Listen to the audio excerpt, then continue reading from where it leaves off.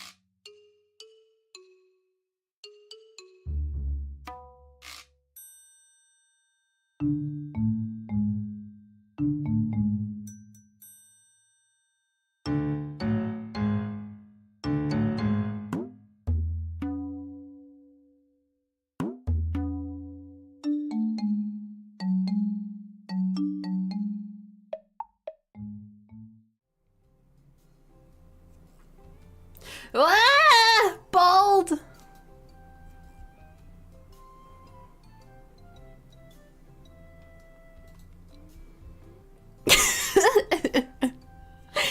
How did you guys know that I was having tech problems? I tried to do it under the radar. Were you on Mama Allah's stream? Hello! Hi! Yeah, how did you know? They must have been on Alicia's stream because I was like, my fucking V-Bridger wasn't working. Therefore my model wasn't working. See, I'm still confused, right? Because the bald elf girl in V-Bridger isn't moving. Oh. What? Huh? Why is it not working now? No. What happened?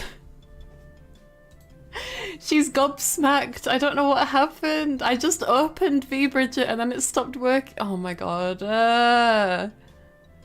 No. Please. I just started. You can't be serious. No, please. I just fixed it. What is happening? Let me try close V-Bridger.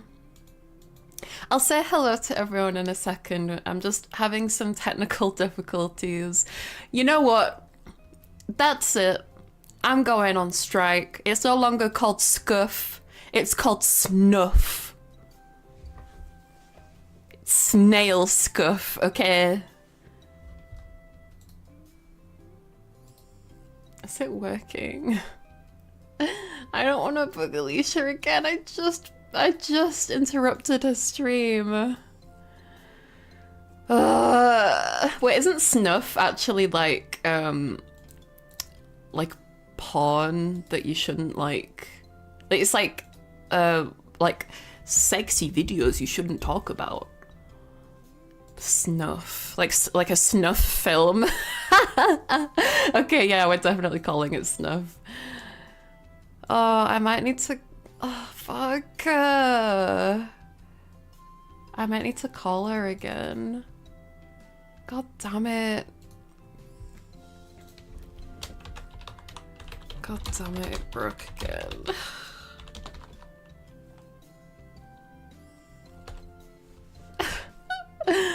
Alicia's gonna hit me. I thought that was the joke. No, no, it's a good coincidence.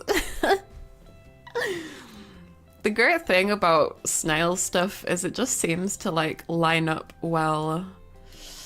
I'm worried that something is breaking either my model or like I don't know. Let's try reload it. Disconnect and press the little reload button. Let's give that a try. And then let's connect. And then allow. Why did any management around to help? Management don't know what the I don't think they know how to do anything with software, like this software specifically, I mean. Sorry, I didn't mean that in a rude way. I meant like I don't think they know how to do anything with YouTube Studio. Also, no, they're not really around at this time. It's like not really management hours. Well, while we're waiting for it to fix itself, let me say hello to everyone. Hello Jack, hello Incisor, hello Pro, our VTubers animatronic. There is actually like some animatronic VTuber over on Twitch. He's got, I can't remember his name, but he's got like a cool animatronic puppet that does move based on his movements. At last, the FNAF stream. We're not going to be talking about FNAF. Sorry to disappoint y'all, but hello Axel, hello Caesar, hello Osiris, hello hello Silent Night, hello Nick, hello Viking, hello Nat, hello Tree, hello Erota, Scuff Mimi, my beloved. Hello, Aqua. Hello, Vinny. Hello. No, now. Hello. I think I already said pro, but hi, pro. You get an extra hi. Hello, Weather. Hello, Edgar. Hello, Reepy. Reepy. Hello, D-Man. Hello, D-Man. You get 2 highs as well, apparently. Hello, Whitey Bog. Hello, Caston. Hello, Dingus. Hello, Nameless. Hello, everybody. I don't mean to miss anybody out. Oh, I should make a voice chat or something to teach people how to pronounce my username. I'm so sorry. Is there a way you can like write it in text? Like you know, they have like, if you type in a word and ask how to pronounce it, Google is like, oh, sa, re, and like, there's like mouth movement, or like it writes it based on how it should be spelled. She's probably not going to respond again because she went back to her stream. So, well, yeah. Let me try fix it myself. Why? Right. I think I know the problem. Oh my god! I fucking fixed it.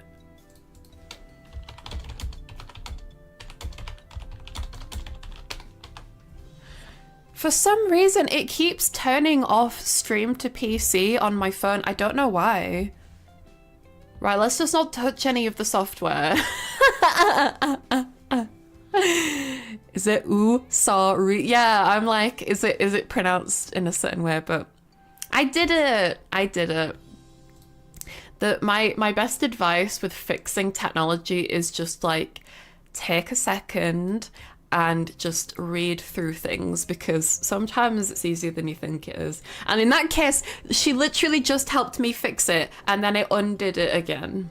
But we did it, we fixed it. It's all good. We gaming up in the slug.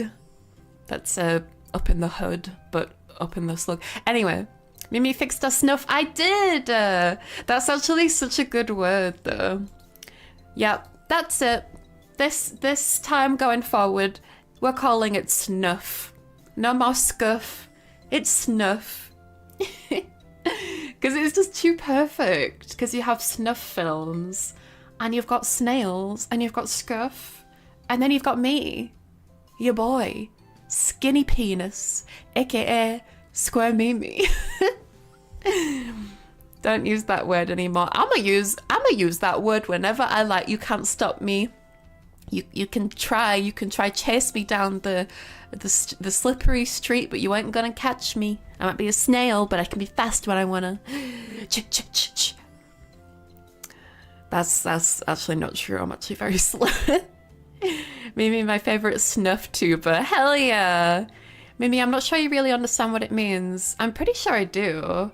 Snuff means like it's like a porno, right? Snuff film meaning. Oh.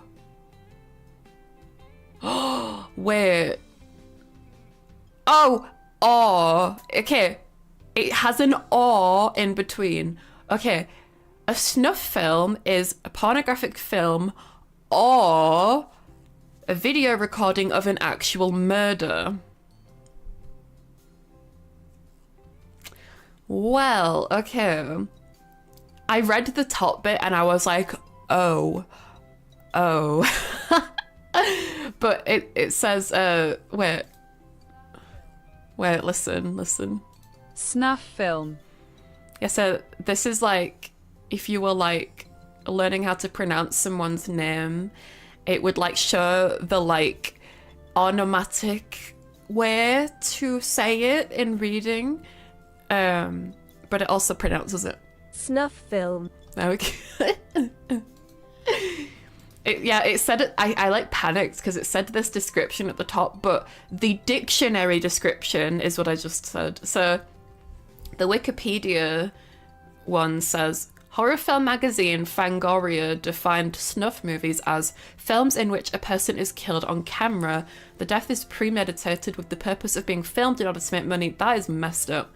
But the Oxford Dictionary definition of snuff film is a pornographic film or video recording of an actual murder. Or, being the important word, I'm not talking about the latter. Don't worry, we ain't doing orange tube. We ain't doing any orange YouTube stuff on here. Obviously. She did not know. I didn't know. Wait, what do you? Well, yeah, Wait, are you laughing at me because I didn't know that it meant someone killing someone?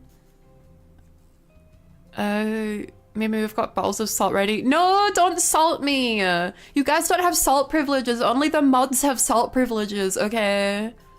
Only the mods can salt me. And then you've got Mimi's dandruff. Excuse me, I don't have dandruff.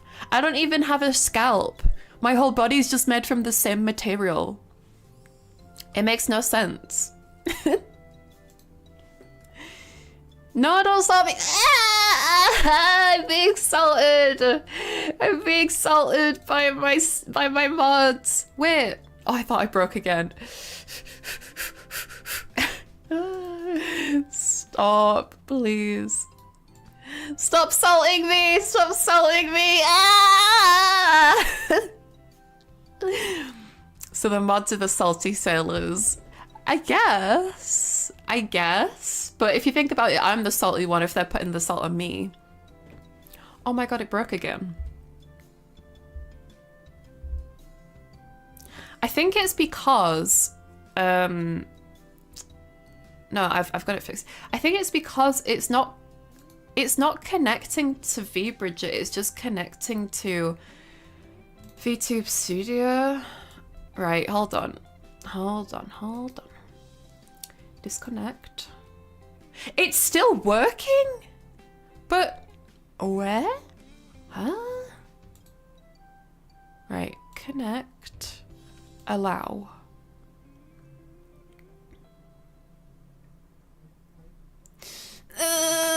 I hate technology. Mimi has STSD, scuff traumatic salting disorder. That's snuff traumatic salting disorder. The mods were the same when we stole the balls from along the way. True, Nick. Nick said all of that. What if Mimi has been using normal cam all along? I have. What do you mean? Of course I've been using my normal camera. Like, look, I can take off my bag. I can take off my hat. You think that that's just a thing that VTubers can do, is just take parts of them off? I am cold though, so I'm gonna put my shells back on because I've got my summer house shell and my home shell. This is my home shell. Instead of VBridger. Well, it's confusing, to be honest. I don't know what's happening. I think it just keeps turning off connect to PC. I don't know why. So apologies if during the presentation I just go for a little bit. I'll constantly be keeping an eye on it, don't worry. Do you have tummy? Yeah. Oh yeah, some of you haven't seen me fully, have you? Because some of you are new. Here, let's have a little. Let me pretend. Not pretend. Let me walk backwards. Hello. This is me. I got my little knees and my thighs. Beep beep beep beep beep beep beep beep beep beep beep beep beep. So if we go. Should we do like should we do what they do on VTuber debut? Let's see. Oh, so we've got my toesies, which I designed to look like little mouths. Oh yeah, for those. Wait, where's my software? Okay, I just minimized it. It's okay. For those of you who don't know, I actually designed my entire self. My model artist, of course, drew the illustrations for me, but I conceptualized my character design entirely, from my strange-looking eyes to my little mouth feet. But yeah, I did little mouth feet.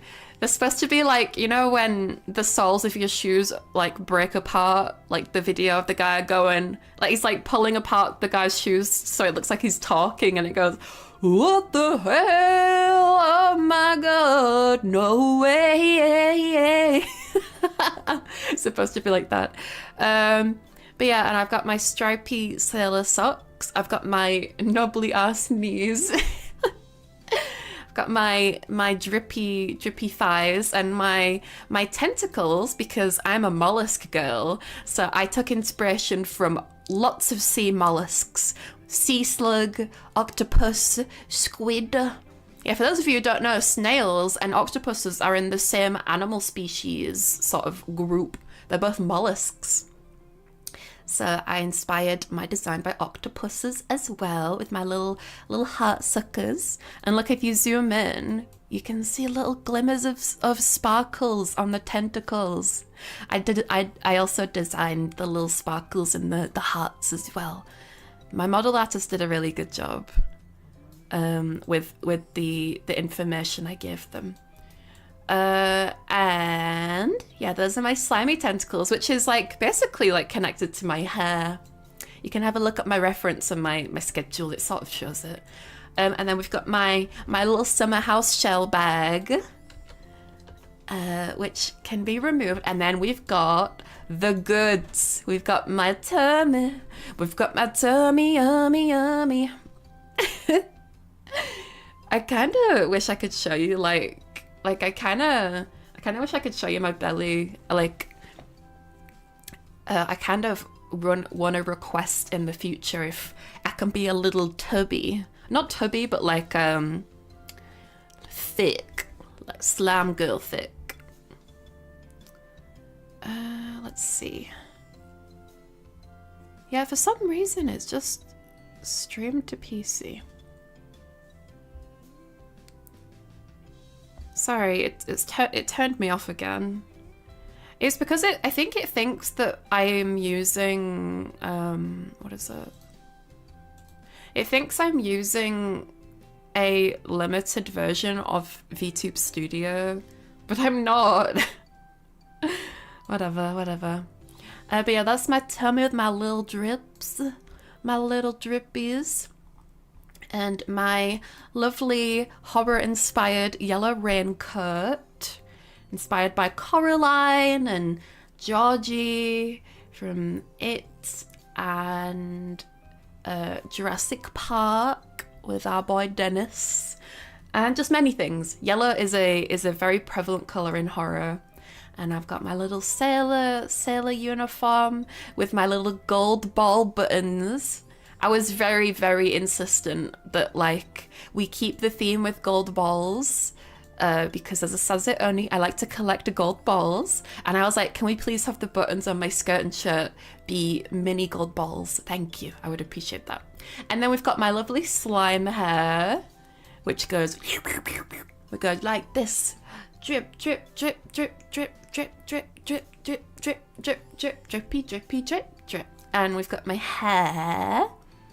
I love looking at my silly little slimy self. Look. I don't want to sound like full of myself, but I think I'm really cute. I worked so hard for months and months on this design, and it's been an absolute dream come true to see her come to life and walking and talking. I know it's me walking and talking, but like, you know, it's really nice. I've always loved character design, and it's so nice. What a coincidence. I also love looking at your little slimy self. Thank you. Amazing design. Thank you. Oh my god, you guys are too nice. I love you.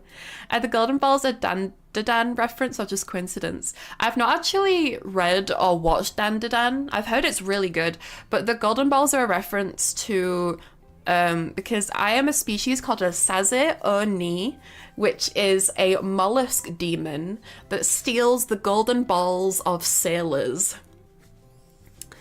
So it's reference to that.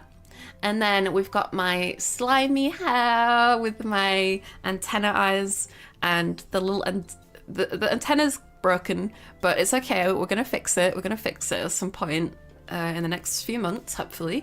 But we're balding it up in here, ladies and germs. Look at the like front part of my fringe. Look at how it wobbles.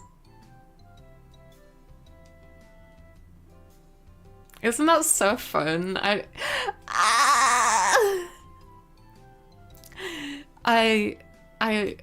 love. Also, I love that the person, I believe they're called a.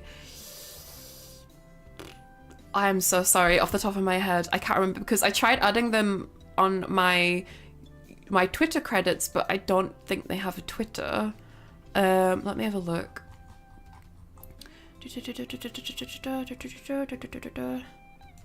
They're called something puppy.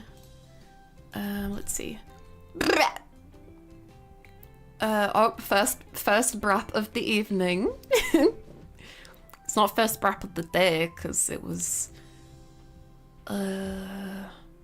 We had our stream this morning. Where is my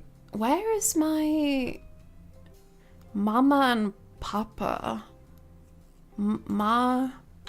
Is there a ma? Oh, have I reorganized my files? Mama.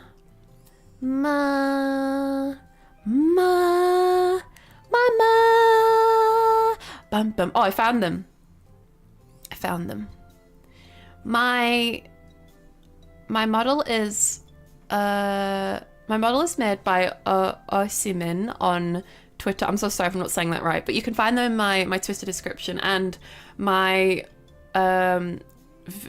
rigging is done by Prairie_puppy, but I couldn't find them on Twitter, so I can just credit them in voice. But I love how they rigged my emotions to be like what is it? So like this is me angry. Like my antennas come down to be angry. What do you mean you've never watched Jurassic Park? You've never ever seen an Edgar Wright... Oh wait, hold on. Oh, fuck's sake. Why does it think that I'm... Why does it think I'm using a... Oh, whatever. Listen. You've never seen a movie by Edgar Wright? No, I wouldn't be mad. Wait, what am I? I wouldn't be mad. I don't know why I've got the mad toggle on for that. I don't know why I'd be mad about that. I want to spread the good word of good movies, but I don't want to be mad at people. Okay, like if y'all haven't seen Edgar Wright movies, I'm not mad. I'm just like, oh, you've got to see them. They're great. Okay, did you just salt me?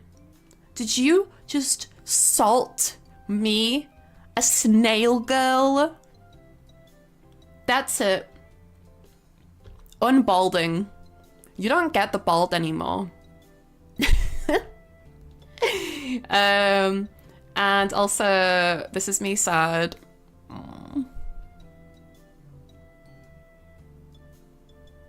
Did you just throw the DVD case in the bin? The DVD's gonna get scratches now. Where are you gonna keep your DVD safely? What do you mean you only pirate films? Sorry. I know I love pirates and One Piece and stuff, but this is ridiculous. And then we've got this. Because I was like, we've got to have, like, because for those of y'all who watch, special anime, you'll know that the main dude protagonist, always has this fucking fringe. He always has a fringe covering his face. So I asked management if I could have the hentai protagonist toggle. The drippy yesterday was so good. What, you mean during my lobotomy stream?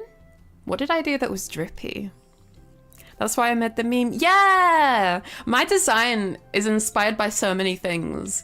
Hentai protagonist, Oleg from Nike, Coraline, Georgie, Dennis, Sazeoni, Ocean, Tango Ice Blast from the cinema. I even colored my eyes to look like DVDs.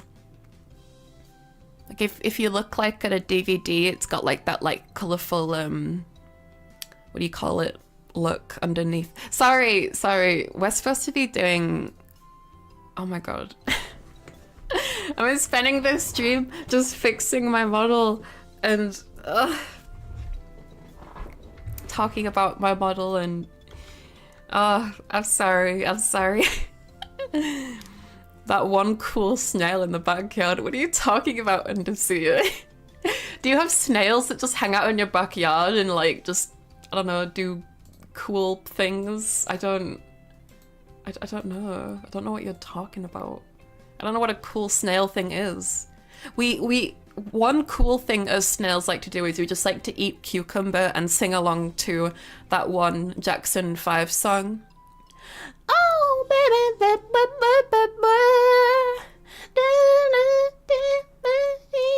back in your heart.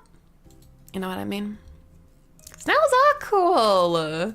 Snails are cool. You know, it made me sad because, like, it makes me sad because people, like, buy, like, vegetable, like, sprays that kill snails and slugs, and it makes me so sad. Like, I get it, but, like, is there not, like, a better way? And I have a friend who told me that when they were a kid, their grandma had a vegetable garden as well. And you know what she did? Not to talk bad about their grandma, but this is like actually like evil. Their grandma would cut the slugs in half with scissors. That's like actually evil. Oh, poor things. And you know, I think when I first debuted, I remember someone saying, like, in response to one of my posts, I'm so sorry about this, but my grandparents just did a mass genocide of your species. I was like, what are you talking about? Oh, God. They were like, my grandparents just did a mass genocide of your species. I was like, what are you talking about? And they were like, oh, I think they said that their grandparents were like getting rid of snails from their like garden. And I was like, no, my people. And they were like, it's okay. If it makes you feel any better, I put them in a suitcase and threw them into a landfill so I didn't kill them. And I'm like, that doesn't make me feel any better. What, so they're locked inside a suitcase and they're just gonna starve or just die in there from, I don't know, suffocation or just not being able to get out. I don't know which is worse, the cutting slugs in half or that. That's like Lovely Bones-esque. Y'all ever seen the Lovely Bones? I don't know. Anyway, but yeah, I don't enjoy people that hurt animals or insects. It's pretty not good. But anyway, right. So, as I said yesterday, someone asked in the chat if I was gonna ever do spooky improv stories again. Well, does this answer your question?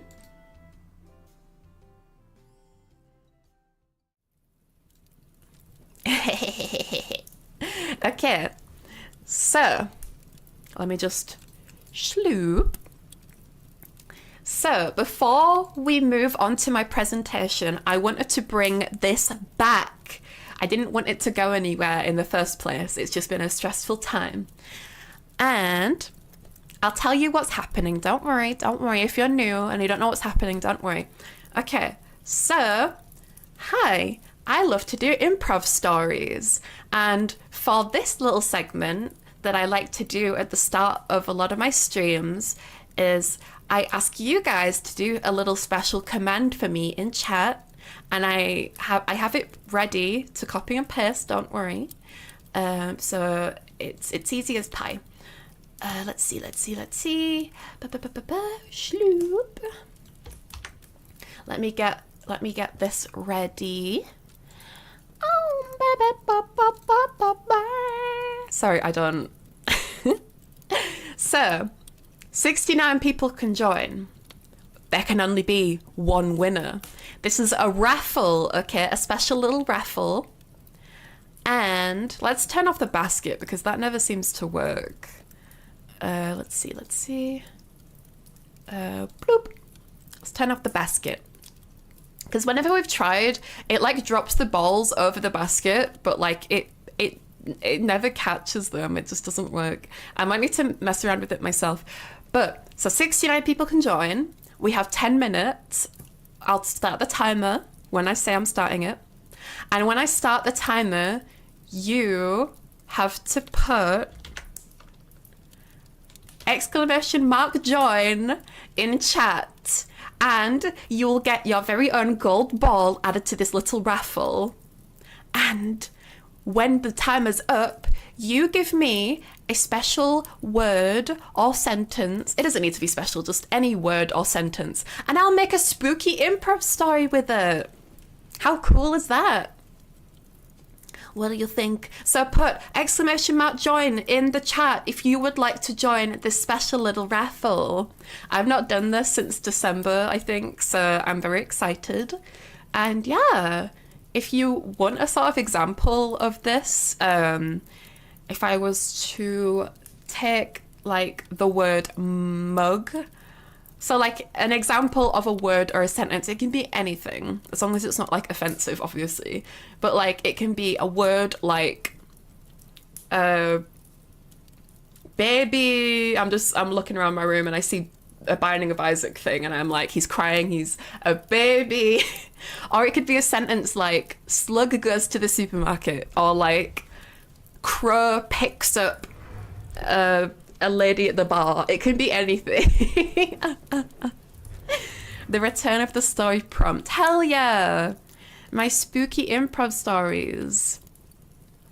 When I was debuting and we had our little posters released, we literally, look, here.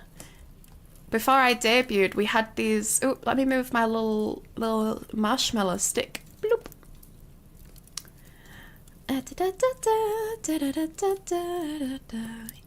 We had a very special artist make these.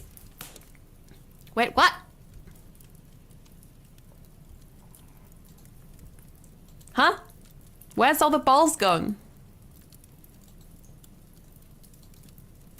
Huh? What?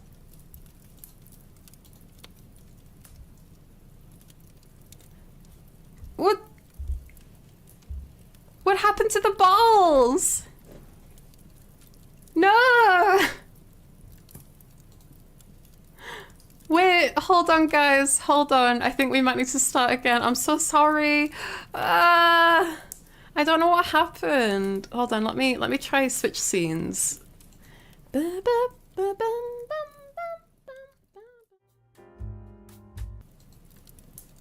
Oh, jump scare. Sorry. Settings. This freaking thing is broken, I swear to God. Right. I'm so sorry. I think we need to start again. I'm sorry. We have to start again. I didn't steal them. I returned them with an interest rate of 4.20%. And that is that I will try extra hard at the improv story. I'm so sorry. If you already put !join, you'll need to do it again. I'm sorry. Don't worry, this is free. You're not needing to pay anything. I don't mean to scare y'all who don't usually interact in the chat. I do apologize. But yeah, when I before I debuted, all the Hexakai girls had our own little posters made, and this was mine. Square Mimi Spooky Stories on stream. No one can hear you scream, and the artist is so amazing. The artist's name is Bing Bong Bing Bing Bing Bong Bong Bing Bing Bing Bing Bing Bong. Cano. Can I find them on Twitter? Where are they? Where are they? I can't find them. But when I was talking to them, I gave them like an idea of what I want. I was basically like, I'd like it to look like a Goosebumps book. If you guys ever like read R.L. Stein Goosebump books, I was like, I'd like it to look like a sort of retro Goosebumps book. And they did so well with the prompt. They even like kept making little improvements without me even saying anything, that just kept making it better and better. And like it was like I don't know, they're just really, really good. Sorry, I can't find them on Twitter, but I can try my gosh dang hardest to put them in the description later. Let me write that down. Put poster artist in description, because I really try my hardest to credit people where I can. Okay. And yeah, it was like finished, and I was like, yeah, this looks amazing. And then they were like, the next day they were like, hey, so I added some like little library book scuffs around the edge. What do you think? And I'm like, oh, this is done, but it's like even better. It's so good. I don't know. I love it. I love it. I even asked if if I asked them if they could include something that like only eagle-eyed viewers would notice. So I was like, could you add, you know, earlier I showed you that I have like my tentacles. I was like, could you add one of my tentacles somewhere in the like water near the boat? So like, because I always loved Goosebump books and scary book covers that like look really ambient and cool and nice, but then when you like look a little bit closer, you notice something. So if you look closer, you'll see there's a little tentacle by the boat. Sorry, I know it's probably a bit hard to see. There's one of my tentacles grabbing towards the campsite, right in the background. Yeah, it's cool, right? It's legit amazing. It's so good. I think that management might have put the artist's name in the... Oh god, I'm gonna have to scroll for ages. Here, we've got some time. I'm like Mr. Incredible. I got time. But it's good, right? I'm so sorry, I just realized as well, if you can't see the thing in chat, let me do this as well. So if you can't see the pinned message and you want to join in the little raffle that we're doing, why am I just winking? Oh, okay, I'm in front of my mic. Gotcha. You can do !join in chat and you'll get a little gold ball added to this raffle. And when it's done, I'm going to ask you for a word or a sentence. And if you can't think of anything, don't worry, because, you know, choice paralysis is a thing. Let me just give you your little marshmallow back, your little ghosty marshmallow. What was I going to say? Oh, if you get choice paralysis and can't think of a word or sentence, there's like free random word generators online. In my PL, that's in my past life, when I used to do these things, I would often go on random word generators because I had a very, very tiny community. And sometimes people wouldn't suggest things, and that's okay. That's totally valid. We love lurkers, and it's all good. So I would go on a random word generator, and I would generate a random word and I'd make a spooky story. Stolen balls. I'm sorry, I didn't steal them though. I returned them with a 4.20% interest rate of I will try extra hard on my story. I swear. I always try hard, but I was trying to make a joke. No suggestions. I'm sorry, Pally. I'm sorry, Mr. Benjamin Pally. I'm sorry for stealing. You know what? The 13's a good number. But yeah, I've done weird stories about like, what is it? We always have a character called Gary. Do you guys remember Gary? And the stories always are about Gary. But, you know, sometimes things change. Sometimes good things happen to Gary. Sometimes bad things happen to Gary. We don't know. We don't know. And for those of you who've been here since debut, you'll know that Gary's pretty unlucky with the things that happen to him. He tends to get killed. Sorry, I'm just toasting my marshmallow a little bit. He tends to get killed in very violent ways. It's the Garyverse. It's not me. It's the Garyverse. It's the will of the Garyverse. It's like, you know, Spider-Verse. This is the Garyverse. Poor Gary. It's okay. It's all right, because whenever a Gary dies, there's always another Gary and another Garyverse that's still alive. Like, it's okay. It's like, you know, wasn't it Stephen Hawking that said that there's an infinite amount of dimensions as well as ours? I think. I can't remember. There's an infinite amount of Garyverses, you know? Is Gary a damn Final Destination character? Oh my god, guys! You know how I've started doing movie themed ASMR. I was thinking, I got the idea of doing like Final Destination ASMR, or it's like ASMR. You're on a date with a girl who is on a death's list, and like throughout the whole day things keep happening that you think is like gonna kill her. Like there's like a spinning fan in the background that breaks and falls, there's like a knife that someone drops, and then she ends up getting killed in a really like simple way in the end. Because if you guys have seen the Final Destination movies, whenever there's like a scene where someone is like, basically, Final Destination is about a bunch of people who were supposed to die, but one of the people foresaw their deaths and like was like, get me off this roller coaster, get me off this plane, we're all gonna die. And then a bunch of the people followed them and was like, okay, that was fucked up. But they escaped death's list, so they are slowly killed one by one in the order that they were originally supposed to die in the accident.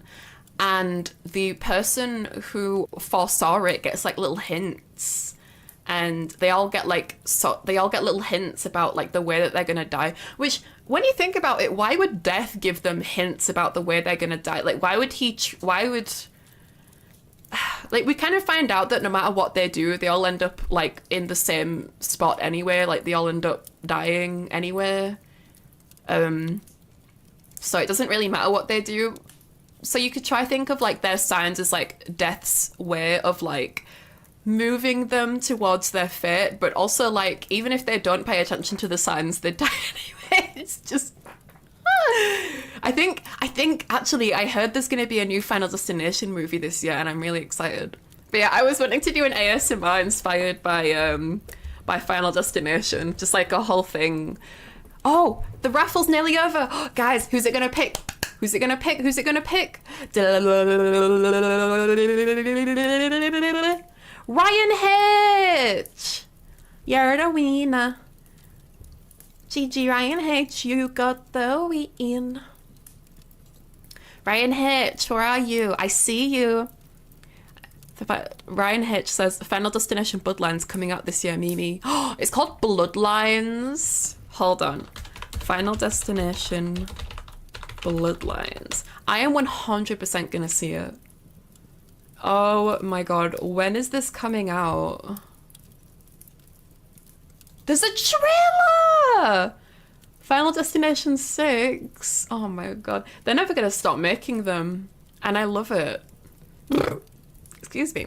Right, Ryan H. Do you have a prompt for me, Mr. Sir? Let me take this away. Do you have a prompt, aka a word or a sentence that I can put in this little prompt? Let's see. No way. Yeah, you got it, Ryan. GG. Have you got a like, if you can't think of anything, feel free to just randomly generate a word online.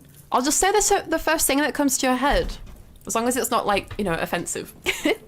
The night he came home. Oh, I like that. I like the ambiguity. Ambiguity is like vagueness, right? Ambiguity. Ambiguity, the quality of being open to more than one interpretation. Oh my god, that is like the perfect description. You know, so many times that happens where I say like a word and I'm like to describe something and I'm like, what does that mean? And then I look it up and it just fits it perfectly. Right. Let's, the night, where is it? I can't read. The night he came home. Okay. Also, sorry if I'm a bit like sniffly. I'm still getting over my cold. I've been taking cold medicine like pretty much every day for the past like few days, but I'm still a bit sniffly. But okay, hold on. Let me get up my little sound effects because we need that ambience, don't we? We need a ambience. There we go. I hope that's not too loud. There we go. Right. Get well soon, Mimi. Thank you, Jack. I appreciate that. Okay. This is a spooky improv story with the improv prompt, The Night He Came. Thank you very much, Ryan H, for the prompt. Okay. Once upon a time, there was a little snail called Gary. And Gary had spent a little bit too long at the pub. You see, what happened was he was going out to town and he was getting out to go do his chores and to go to the local Argos to have a look through the catalogues because he was bored. And he came across some old friends from high school that he hadn't seen in over 10 years. And they all decided to just have a bit of a meet-up at the pub.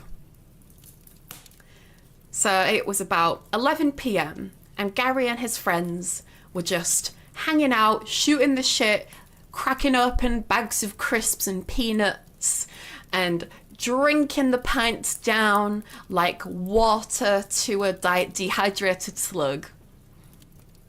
And Gary the snail and his other little snail friends, they were bloody having a great time. And then the clock struck midnight, and the little pub owner for the little snail pub said, "All right, everyone, last orders, please." And they got their last pints in, and they had a great time. They're all chatting, all having a fab time. And then they said bye to each other, and you know, obviously they made sure to get cabs because they were absolutely pissed on Snager. That's snail lager between you and me. And Gary saw his friends get in a taxi. He waved them goodbye, and they went home. Luckily, Gary just lived near the pub, so he didn't need to get a taxi. And, you know, they say that fresh air is usually good for when you're drunk anyway. I'm pretty sure that I've heard that, I mean, this might be wrong. Feel free to double check this, but when you're drunk, apparently getting out to get air makes you more drunk. Like, apparently the oxygen makes you more drunk, but I might be wrong with that. So take that with a pinch of salt, even though I'm a snail. Sorry. So anyway, Gary was like, you know what?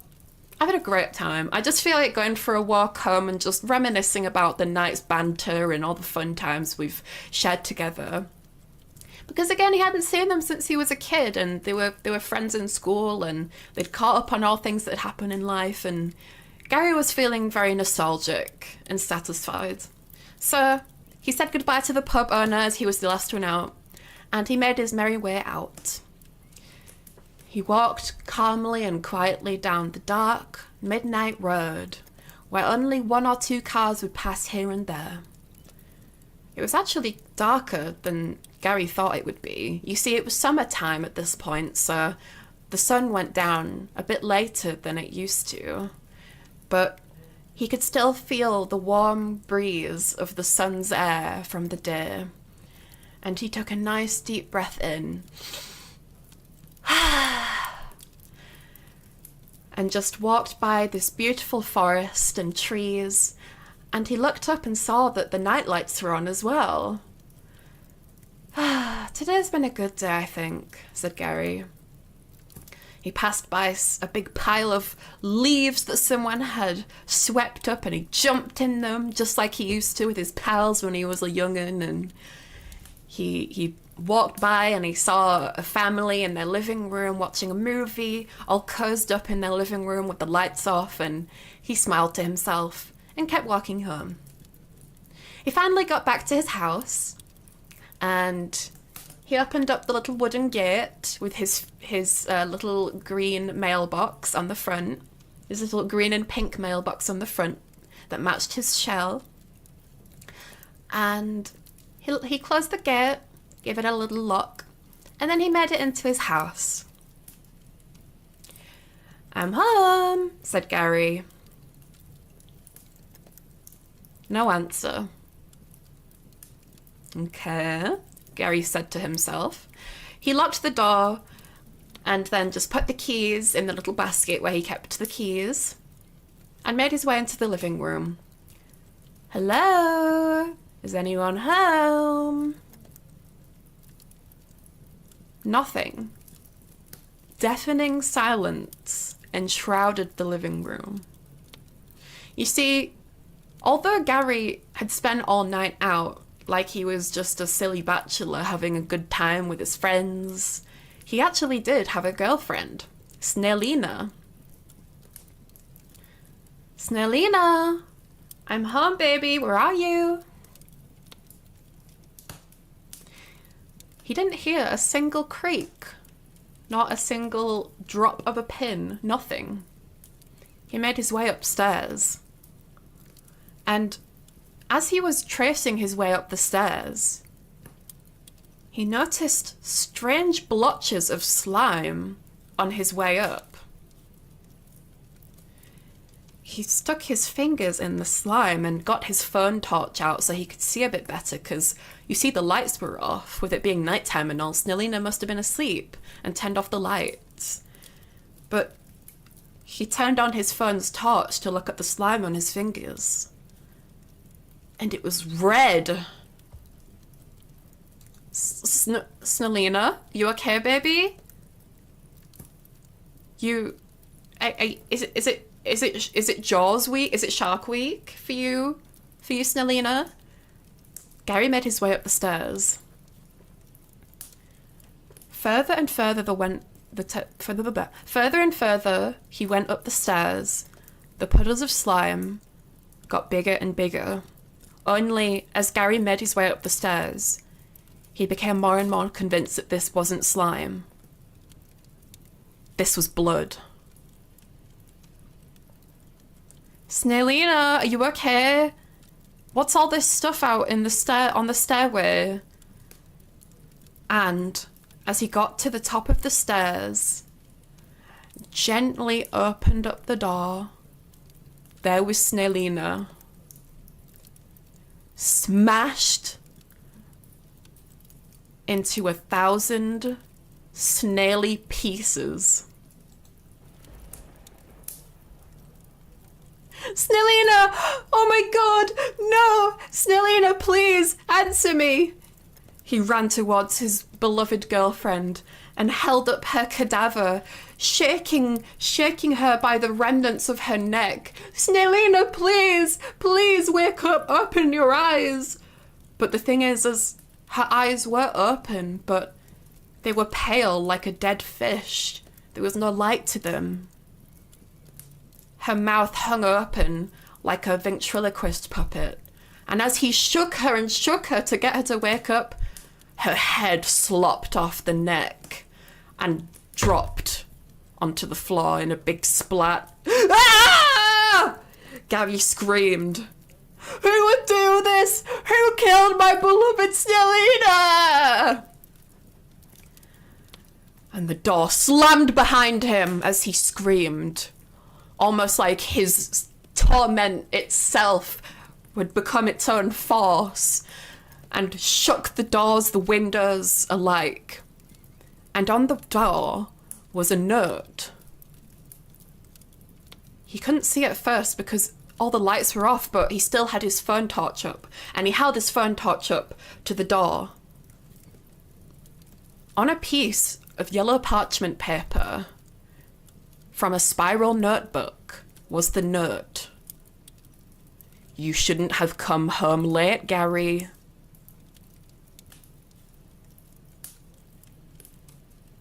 You see, Snelina and Gary had actually been together since high school. And little did Gary know, but one of Gary's friends was actually madly in love with Snelina.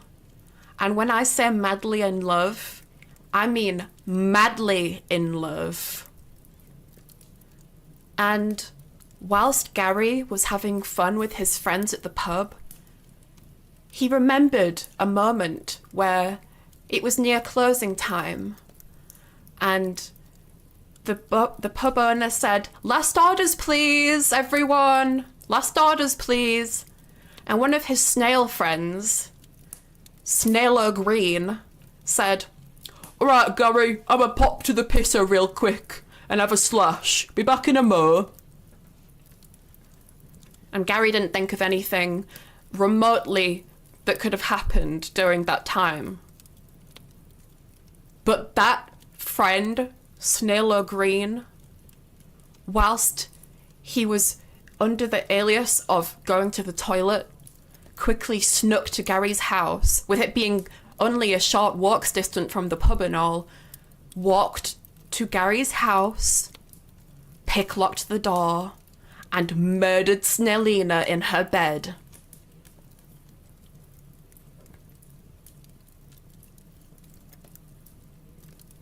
And Gary's heart was broken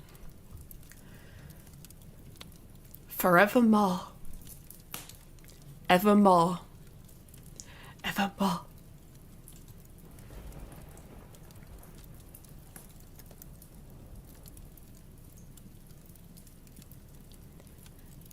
And he died of heartbreak.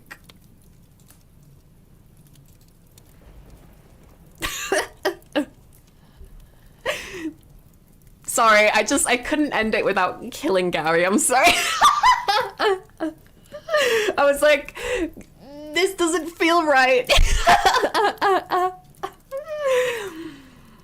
And that, ladies and snows, was my improv story from the prompt The Night He Came Home by Ryan H. Thank you for listening. I hope you enjoyed. Did you guys like my spooky improv story?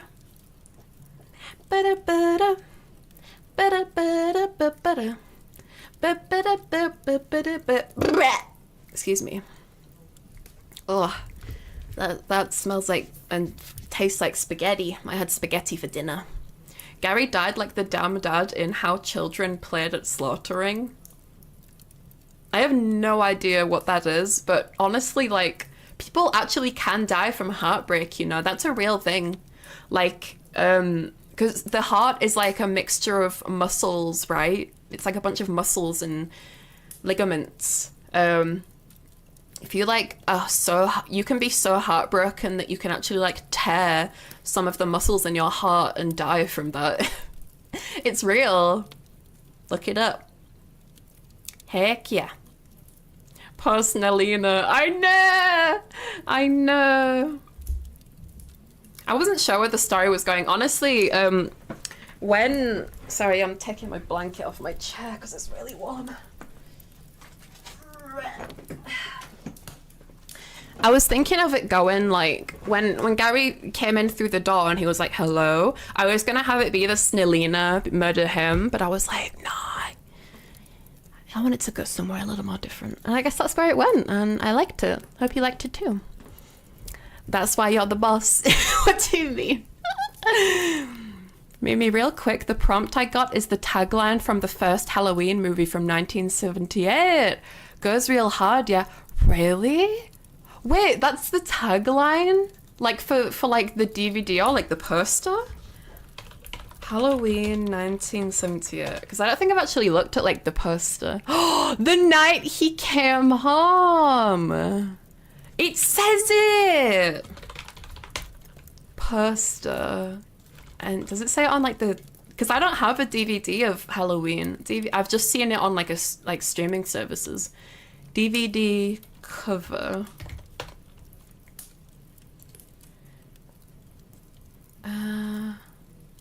What? That's crazy. That's actually really cool.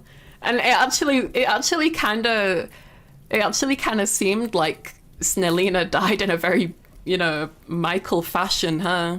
Been stabbed to death or something. Snella Green was singing I Think You're Crazy. I think you're crazy. Yeah, now I'm like, damn, I should have called him like Snikel Snyers, but I didn't realize. Thank you, Ryan, for putting a little bit more thought into that prompt. I really appreciate that. You're a gamer, bro. He was a gamer, bro. I said, see you later, bro. He had a good improv prompt. Right. Okay, then. Beep, beep, beep, beep, beep, beep, beep. Shall we go to the presentation, lads and lasses? It's been over an hour and I haven't started my presentation, but I wanted to... I like to have a little chat and stuff first, you know? One of the best prompts, yeah, it was pretty good. I mean, I love all the prompts. And I especially love when people keep them a little bit vague, just because then I can like be a bit more inventive with it. But honestly, like they're all good because regardless of what they are, they all challenge me in their own way to like think on the spot,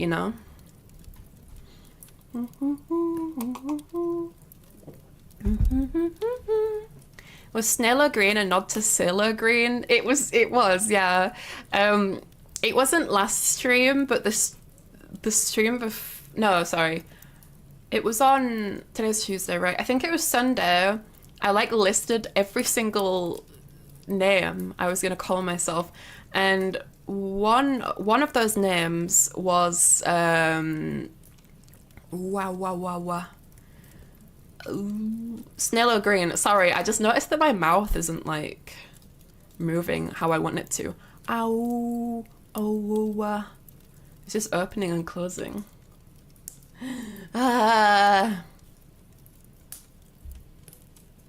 Why is my VTube studio not working? Why is my VTube studio not working? Okay, let's give this one last try. Oh my god, there's literally a checkbox for display IP. No, do not display IP. Thank you very much. It's still displaying it though. Thank you, V Bridger, for breaking my trust. I literally had to delete a VOD the other day because it was like, oh yeah, we just have your IP address here, you know. Fun shits and giggles. Ooh, ooh, oh.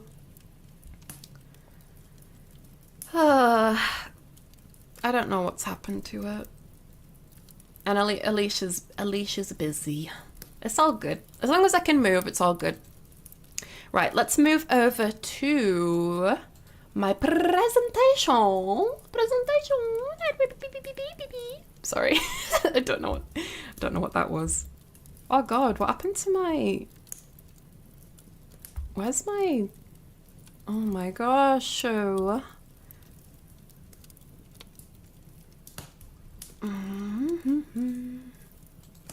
Right, before we start, I'd like to say that I haven't done a presentation in a long freaking time, so I appreciate any patience. I am sorry if I'm not like, well, I'm sorry if I'm not good. Show and tell. Let's go. God sent his Siamese VTubers his toughest technical issues. I don't know if that's true. Let me just reset this. Improv prompt. Okay. Skadoosh. Oops. Skadoosh. Okay. Wait, that's the wrong thing. And we gotta... Oh! Have I not used this just chatting scene, this gaming scene, since we last discussed this? Hold on. Because at one point recently I discussed that Rin Penrose looks a lot like Luna Snow from Marvel Rivals, but I didn't realize that was still there. Jesus. Right.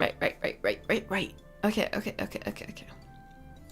Also, while I'm doing this presentation, I'm not going to be able to answer chat. I hope that's okay, just because I want to keep on par with what I'm talking about. But if you guys have questions about what I'm talking about afterwards, feel free to ask. Let me just connect.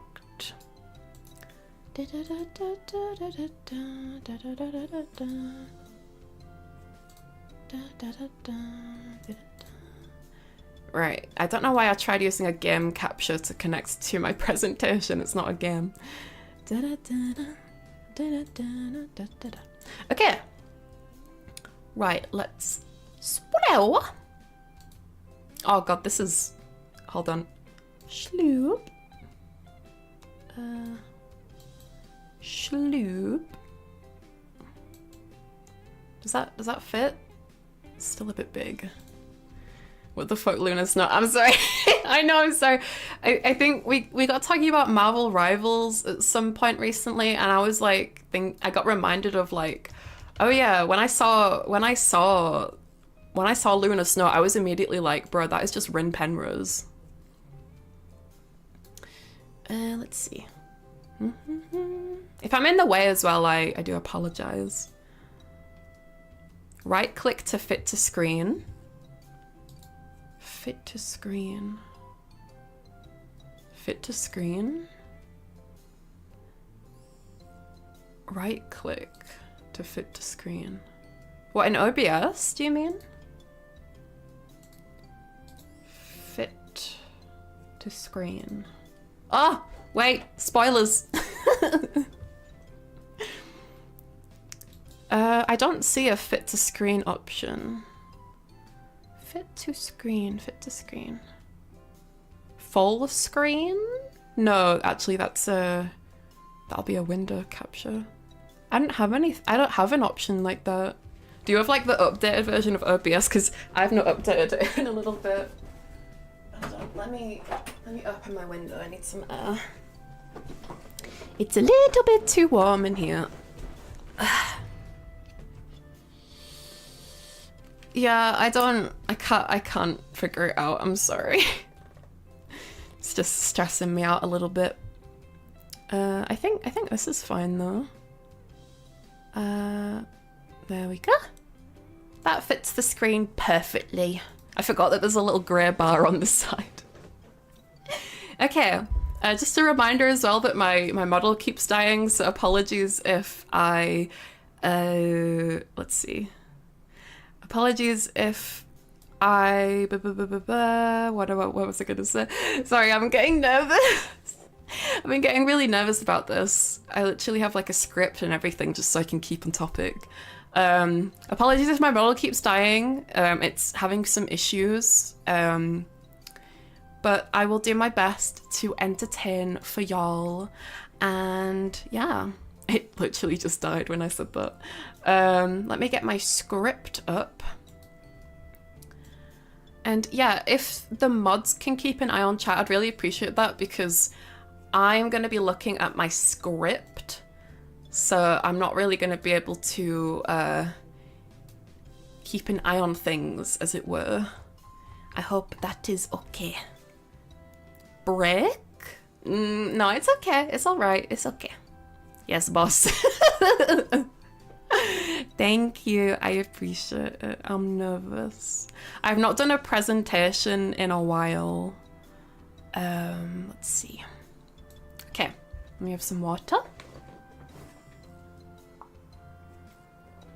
I'll try to keep this like sort of informal, but like I still want to make sure that I'm like doing this service, because this is a really important topic to me. And let me make my, well, actually, I guess my face is big enough, right? I don't want to make it too big and overpopulate the screen, but yeah. Are you guys ready for me to get started? I'll get started when you guys are ready, okay? Bring, bring.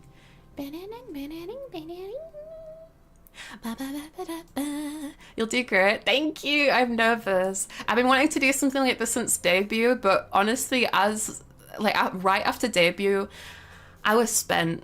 So I kind of just did what was like the comfiest stuff, like playing with slimes, playing movie games like Alien Isolation, and yeah, ready. Okay. Right. Okay. Hello everyone, my name is Square Mimi, and today I would like to talk to you about the history and importance of animatronics in horror films and media. So, what are animatronics? Animatronics... Oh, I'm so sorry, I just remembered I'm supposed to have some spooky music on. Hold on. I ruined it. I literally had some spooky music ready. Hold on. I just wanted some spooky music on to set the scene a little bit. Does that work?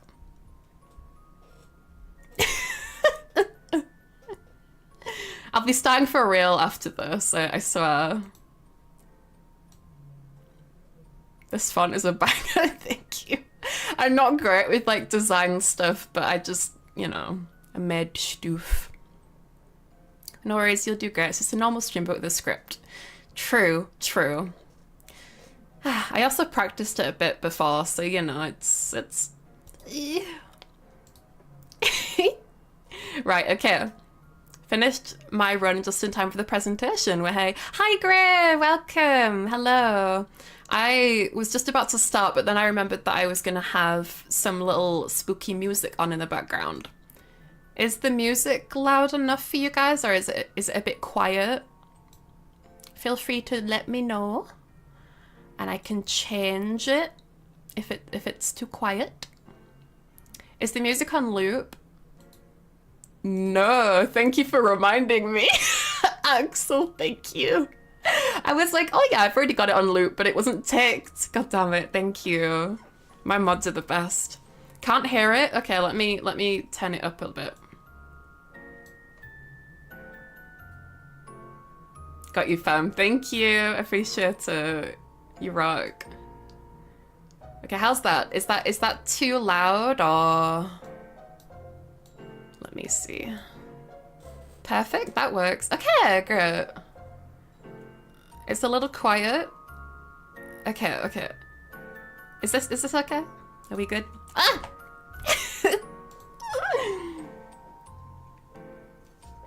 I think once I get into it, I'll be fine. Just, I'm a nervous snail. Why is she so nervous? It's only a stream. It does have like a quiet gap at the end, but it's all good. We're looping. We do be kind of looping. Yeah, that's good. Okay, great. Thank you for letting me know. I appreciate it.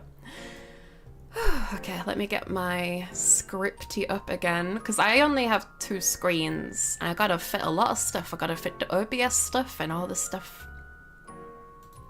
Okay.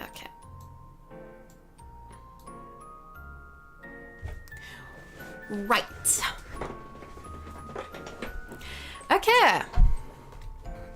Sorry, that was a bit loud.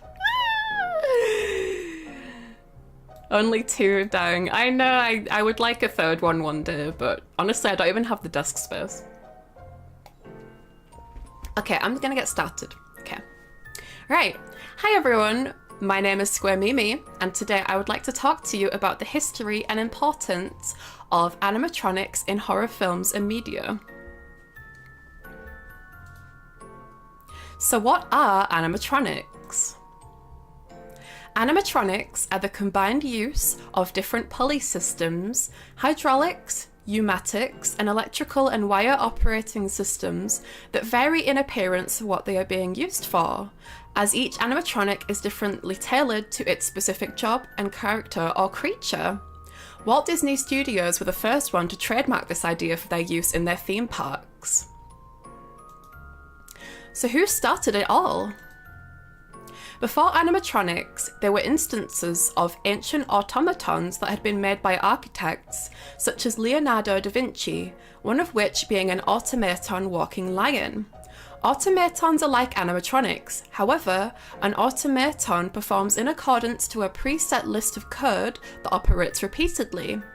Automatons have a place in the evolution of animatronics, and similarly, it is believed that Ray Harryhausen helped pioneer animatronics too with his work in stop motion.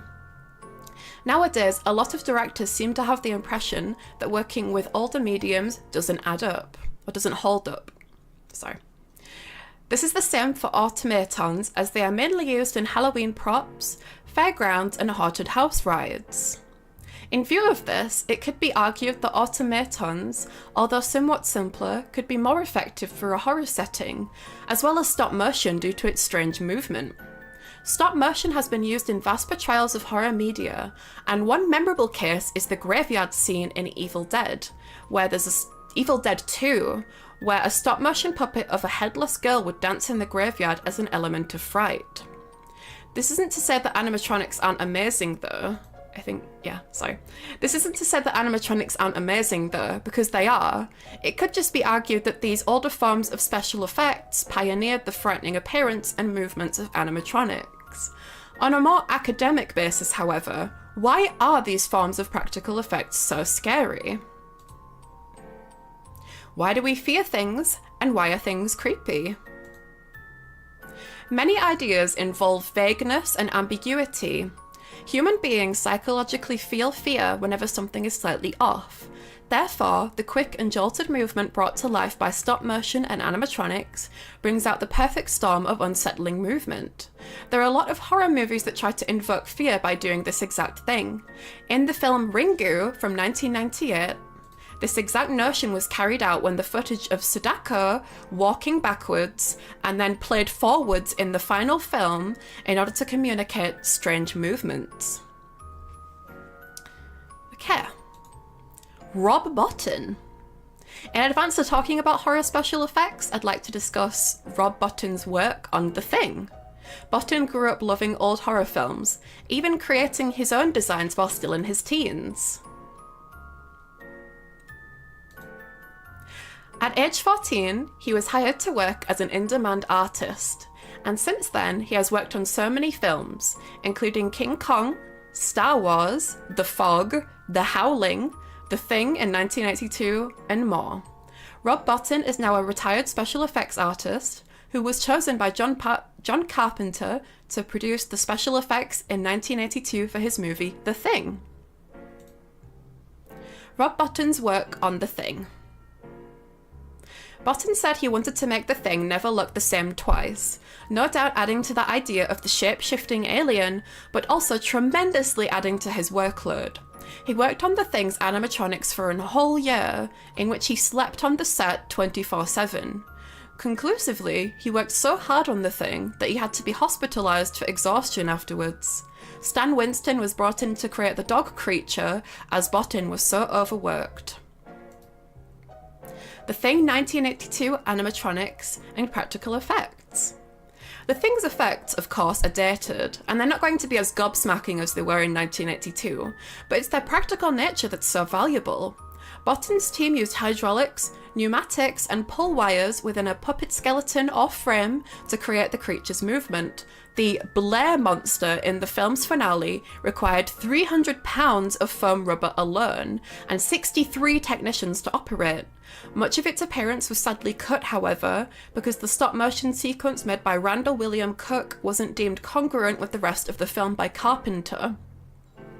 In this scene, Charles Hallahan was inside the operating table itself with a... In this scene, Charles Hallahan was inside the operating table itself with only his arms, shoulders, and head exposed. The rest was a body sculpted over him. The chest opens with a hydraulic mechanism and bites the arms off of Richard Dysart, who was a double amputee with fake arms attached. This was deemed highly creative and shows that The Thing doesn't just pioneer the technical side of special effects, it showed just what could be accomplished.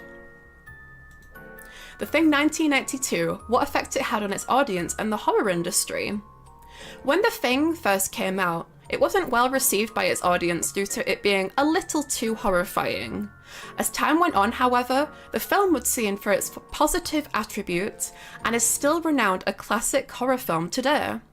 After creating The Thing, Botin went on to help produce other films until suddenly, Botin saw special effects talents being depreciated due to the rise in CGI. That's computer-generated intelligence, or imagery. Computer-generated imagery. Eventually, Botin disappeared from the scene of the special effects industry altogether. Amalgamated Dynamics. Now I'll be talking about Amalgamated Dynamics. Co-founded by Tom Woodruff and Alec Gillis in 1988, Amalgamated Dynamics, or Studio ADI as they are also known, is a practical effects studio where characters are designed, produced, and performed for film and media. They've produced many feature films, including some of the Alien movies, 3 and Resurrection, Jumanji, The Predator, Tremors, The Thing 2011, It, and many more.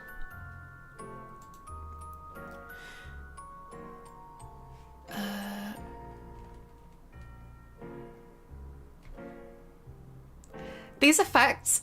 Oh, sorry. Okay.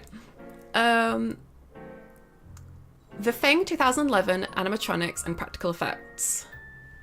I think I might have...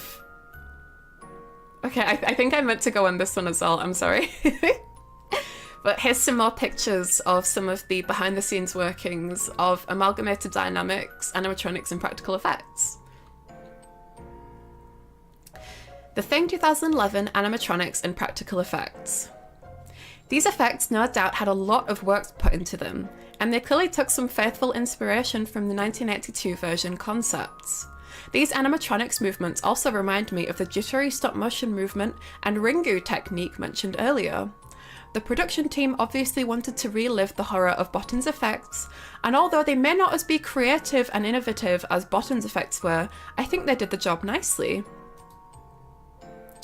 What effect it had on its audience and the horror industry. These ultra-modern and attractive animatronics attracted attention with the 1982 audience and their hatred for the director Mattis van Heiningham Jr.'s decision to overlay an immense amount of CGI onto the animatronics. This could have been an amazing tribute to Botin's effects and brought practical effects to light once more. However, this was instead a wasted opportunity and a negative incident to occur in the horror industry, causing Studio ADI to go through some postpartum depression. The Thing 1982 and The Thing 2011 animatronic and horror comparisons. Overall, The Thing 1982 will always be a superior horror staple in history regarding its animatronics, revelations, and brilliance. And although the 2011 version never really stood a chance at beating this marvel of a film, it could have been a great fan service. However, since the industry is always constantly evolving and wanting everything to look as if it came from a video game, it's unfortunate that practical effects is losing credit and has lost merit due to the ever-growing trend of CGI replacing special effects. So where are they now? Rob Bottin's last appearance was in a single episode of Game of Thrones in 2014. Not exactly something a renowned special effects artist like Rob Bottin would do as a comeback, but more likely as a favour and not for money or recognition, as these pieces of work could never live up to his previous work. At 65 years old, we don't know if we'll see Rob Bottin in action again. Perhaps CGI made him feel cancelled out? Perhaps CGI made him feel cancelled out. Well, it's not likely, as practical effects are still used largely today and shouldn't make him feel intimidated. Maybe after his work on The Thing, he's just plainly exhausted after working in special effects and has gone into retirement. Speculation aside, it doesn't matter, as Bottin created some of the most iconic special effects of all time and has inspired an entire new generation of special effects artists, like myself. What is Amalgamated Dynamics up to now? Or Studio ADI? Oops. Sorry. Studio ADI is currently working on vast amounts of blockbusters and proceeding miraculously after the incident on The Thing 2011. According to Studio ADI's website, the last movie they worked on was Songbird from 2020, and they've even updated their company description as they are proud to be working with the industry's leading CGI companies to find the right balance of digital and practical effects. The last movie they worked on was Adam Mason's Songbird, and I look forward to seeing the work they produce in the future. Yeah. Conclusion. Hopefully directors can realise the importance and effectiveness of older horror mediums like stop motion and innovative practical effects like the animatronics that I've shown you here, as they truly do make a film become art. Finally, it is with great hope that Rob Bottin returns to the horror film scene, as he is missed dearly by the horror industry and its fans. I do understand he's probably tired after his success, but it would be wonderful to see him return to the scene, even if it was just for one last time. And if not, I do hope he has a nice retirement, and as a special effects student myself, I want to take this time to thank him for his golden age works in horror film and media, and I hope his portfolio continues to inspire many more artists to come. Thank you for taking the time to listen to my presentation. Here are my references. These are my research references. Some more research references.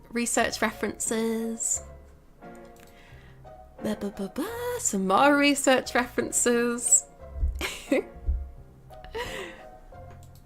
And my image references. Tried my gosh dang hardest with these. Some more image references. And lastly, some more image references. I think there might be another page actually, but I can't remember. No, okay, right. Any questions? There are no stupid questions. I had no idea Bottin did Robocop and that acid scene. Yeah, Bottin's done a lot of things. A lot of cool things. But do y'all have any questions about the things I've discussed? Sorry that I kept stuttering and stuff. I have tremendous stage fright. I know I'm a streamer, but presenting something is very different. That was pretty comprehensive. Thank you. Thank you. I hope I said it okay.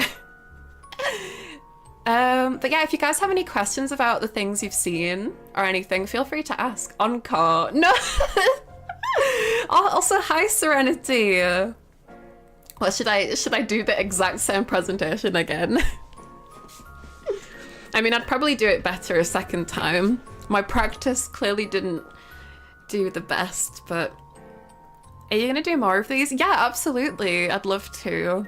To be honest, I'm not sure if in the future I'll be able to do as like thorough image references, just because, oh my god. I tried my best to like make it like the way we had to do references at university, but holy shit. I'll still obviously do my research for the actual source material, but for the images, I'm just gonna post images, I think. Will this be made into a dedicated video? You know what? That's actually a really good idea. I can do that. I can do that. Hold on, let me write that down. Beep beep beep beep beep beep beep beep beep beep beep beep beep. But yeah, I'd love to do that. For anyone that wasn't able to catch this stream, I'd love to be able to turn this into like its own dedicated video for you guys to watch.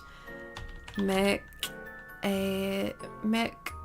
Animatronics presentation into its own video. Thank you for the question, and I'll say yes, I'd love to do that. I hadn't thought of that, so that was a good suggestion. What's your favorite animatronic from a movie? Oh gosh. Oh my gosh, there's so many. It's really difficult. I think because I've been watching the Alien movies recently, I have been really nerding out about the Queen Alien animatronic, which, as I mentioned, Studio ADI has actually worked on... Studio ADI actually worked on the animatronics for Alien 3 and Alien Resurrection. And I know I mentioned recently that I wasn't such a big fan of those movies, but like the practical effects were stupendous. I loved them.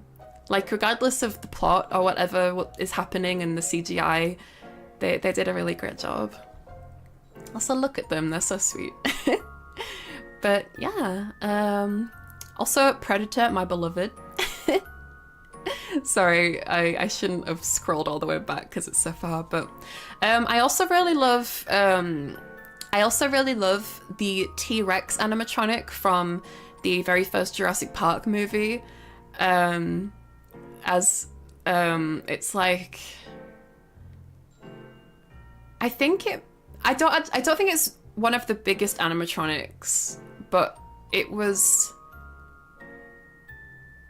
definitely like a not pioneer animatronic, but like it's inspiring. It's inspiring that such a big animatronic could be made, and there's some really interesting behind the scenes knowledge about that T-Rex as well. Like about how, you know, the scene where we first see the T-Rex, it is actually raining, and rain actually does get into the T-Rex animatronic, and some behind the scenes things with that is that would actually cause it to short circuit.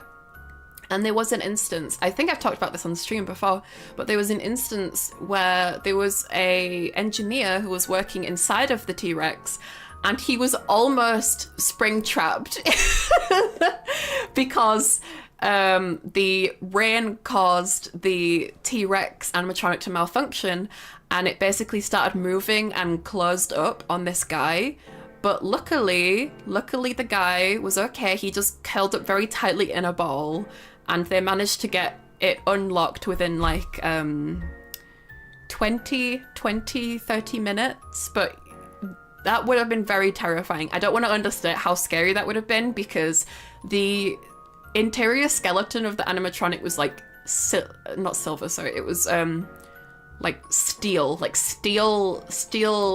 blades.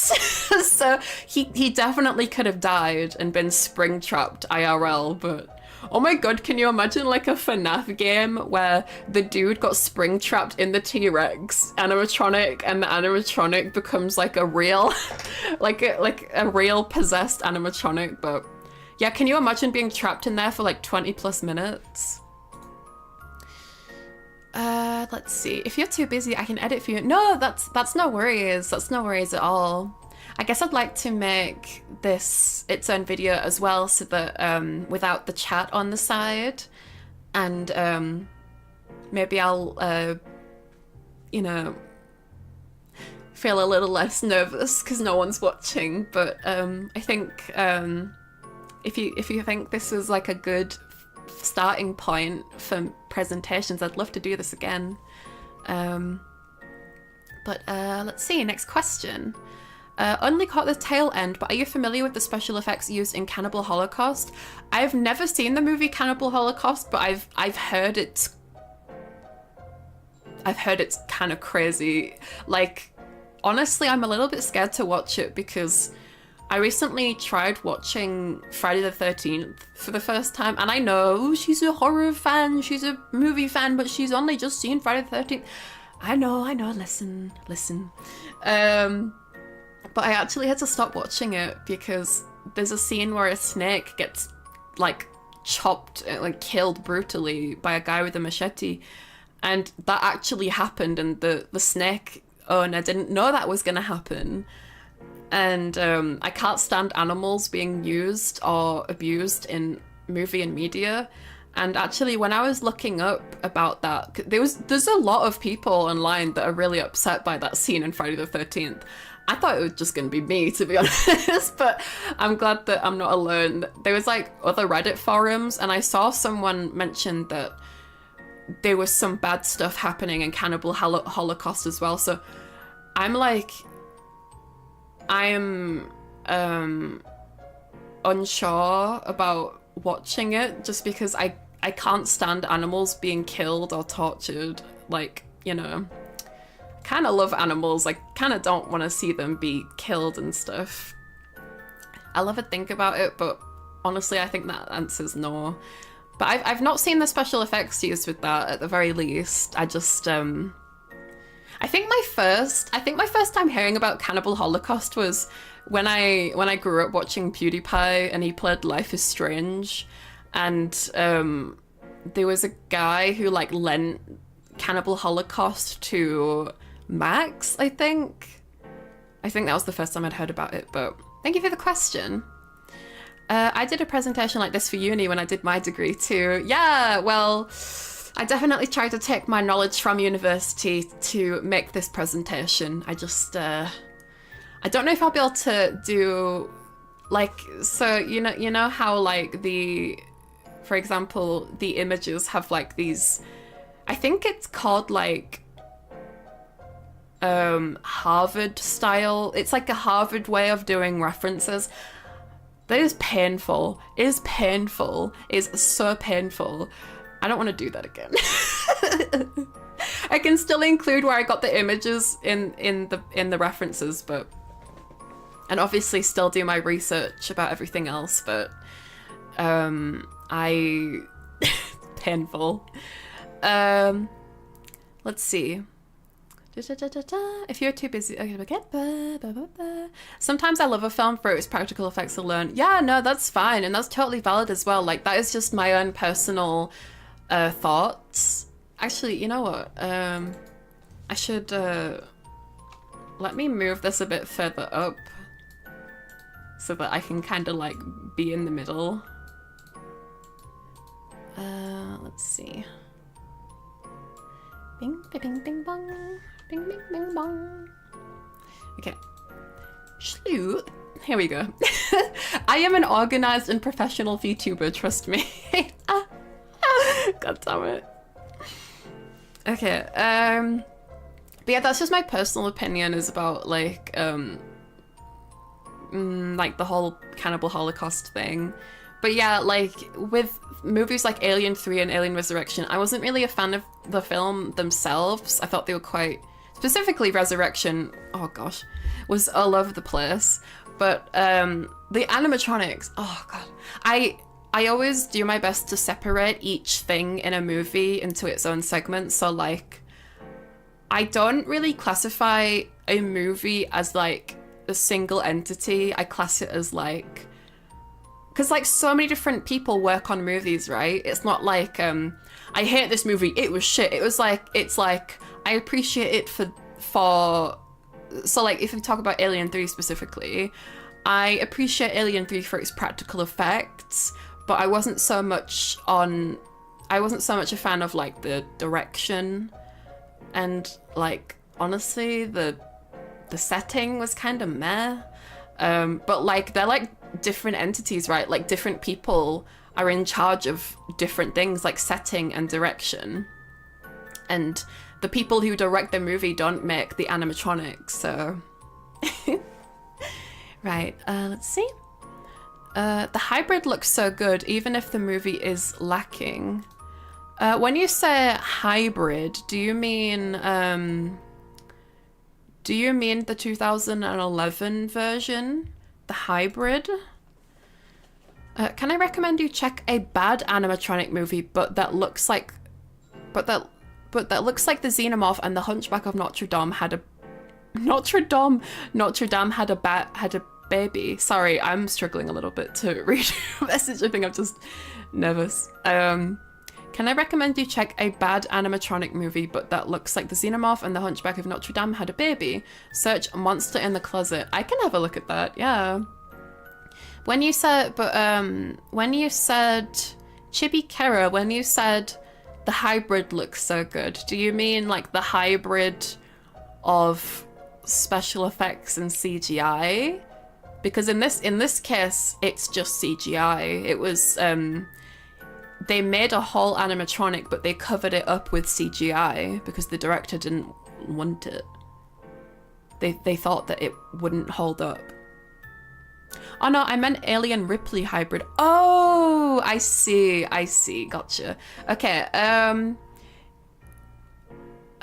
honestly, I thought that was quite cool. Let's see.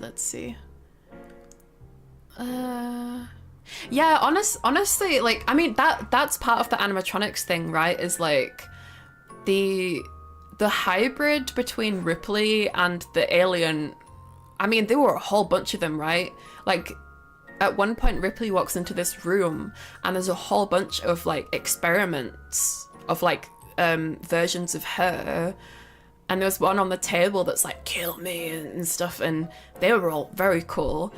And the one that's, like, I guess, like, the peak, like, version of Ripley mixed with the Xenomorph. So creepy.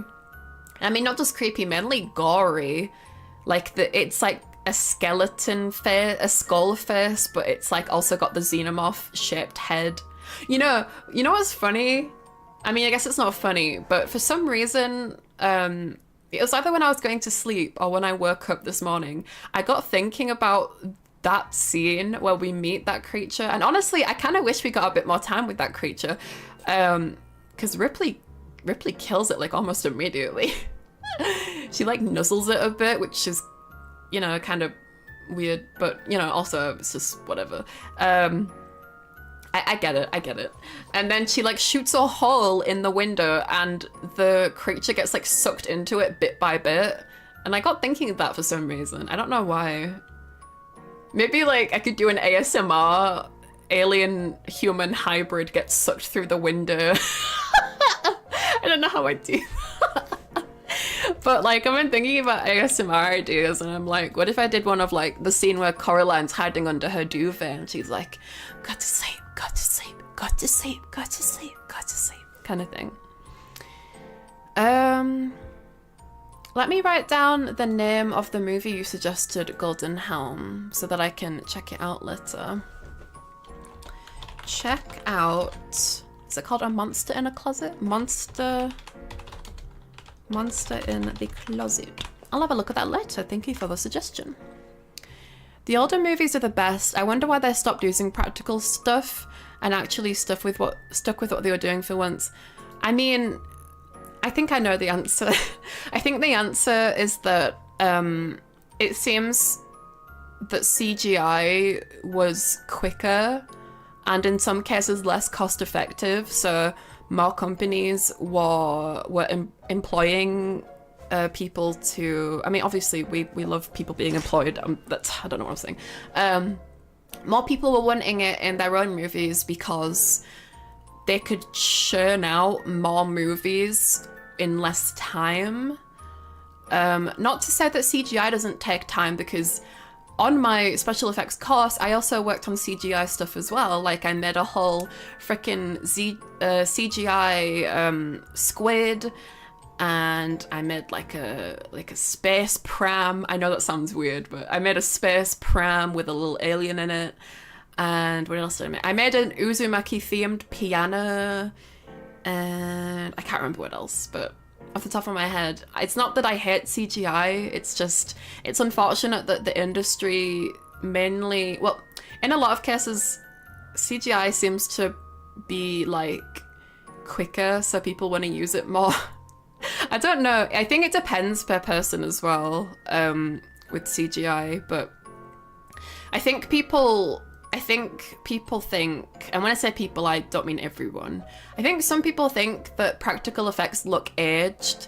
Hence, if we go back to the slide about Matthijs van, sorry, let me see his name. Matthijs van Heiningham Jr. He was the director. Sorry, let me move out the way a little bit. Matthijs van Heiningham Jr. was the director of The Thing 2011. And it was ultimately his choice to cover up these beautiful animatronics. If you see here, these are all animatronics that were made by Amalgamated Effects, aka Studio ADI. But it was the director of the movie who made the decision to cover it up with CGI because he felt that it looked too aged. As we have the quote here. By Matthijs van Heiningham Jr. Although we shot the film practically, at the end of the day, it didn't hold up. It looked a bit like an 80s movie, actually, which for some people is really special, but perhaps not in 2010, 2011, so we enhanced it with CG. And when he says enhanced, he just straight up covers it with CGI, like, they basically just copy the look of the animatronics made here and made them CGI and overlaid it over the top. But the thing is, I don't think Matthijs, or Mr. Heiningham, I guess we could call him, I don't think Mr. Heiningham really understood the source material because this is literally a movie from the 80s. If it had stuck with the animatronics and looked a bit like an 80s movie, quoting him, then that would have been a wonderful love letter to the original movie. But that is not how it went, and he felt that it didn't look good enough, which is very unfortunate. Let's see. Let me go back to the question. Okay, yeah, the hydraulics went crazy. Yeah, honestly, they're amazing in these movies. Hot take, a well-made animatronic with some post-editing is better than CGI. I don't think that's a hot take at all. I really agree with that. Sorry that I'm like going all over the... Oh, sorry. Ooh. Sorry that I'm going all over the place with the slides, but if we go back to the comparison between The Thing 1992 and The Thing 2011, it was Todd, I'm so sorry if I'm not saying this right, Todd DeProcini, who said, ask an actor which he or she'd prefer to act with and react to, a life-sized velociraptor puppet or a tennis ball on the end of a C-stand. Real is real. Like, not only is it more fun for the actors to get to play and act with an actual animatronic, but it's actually there, and it's... yeah. And if you don't know what that means about the tennis ball, so basically, I probably should have gotten an image for this, but a lot of times in CGI... actually, you know what, I can show you like a picture, hold on. Let's see. So in movies where they want to use CGI, they will oftentimes have like a green screen, and then they'll have like a ball on the end of a stick. And if we take a movie like Jurassic World, for example, with the crispy rat man, instead of actual velociraptors, he was coaxing with tennis balls. Chris Pratt, Jurassic World. tennis balls. I don't know if I'm gonna get the right video, but oh no, it won't know what I'm talking about with tennis balls. Ah, the freaking model, the freaking model. I feel so bad, right? Because I want to get this stream turned into a short later on, but my model has kept freezing up. So, Jurassic World Velociraptor behind the scenes.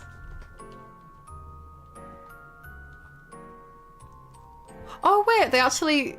Okay, it's been a while since I've looked at the behind the scenes for this, but I remember that they did have real dinosaurs in Jurassic World, which is cool. I didn't realize that they had real like Velociraptor prosthetics for that scene. Okay, my bad. The one that also came to mind was the Jungle Book remake. The Jungle Book puppet. See if I can find this. Okay, this isn't what I'm talking about. Hold on. The Jungle Book movie behind the scenes. I really should have I really should have gotten this prepped beforehand. God freaking damn it. Oh. Computer, please.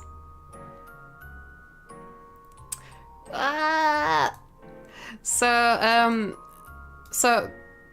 there is this scene where Mowgli, is that his name? Mowgli? He's like on a rock and there's like a puppet like behind him.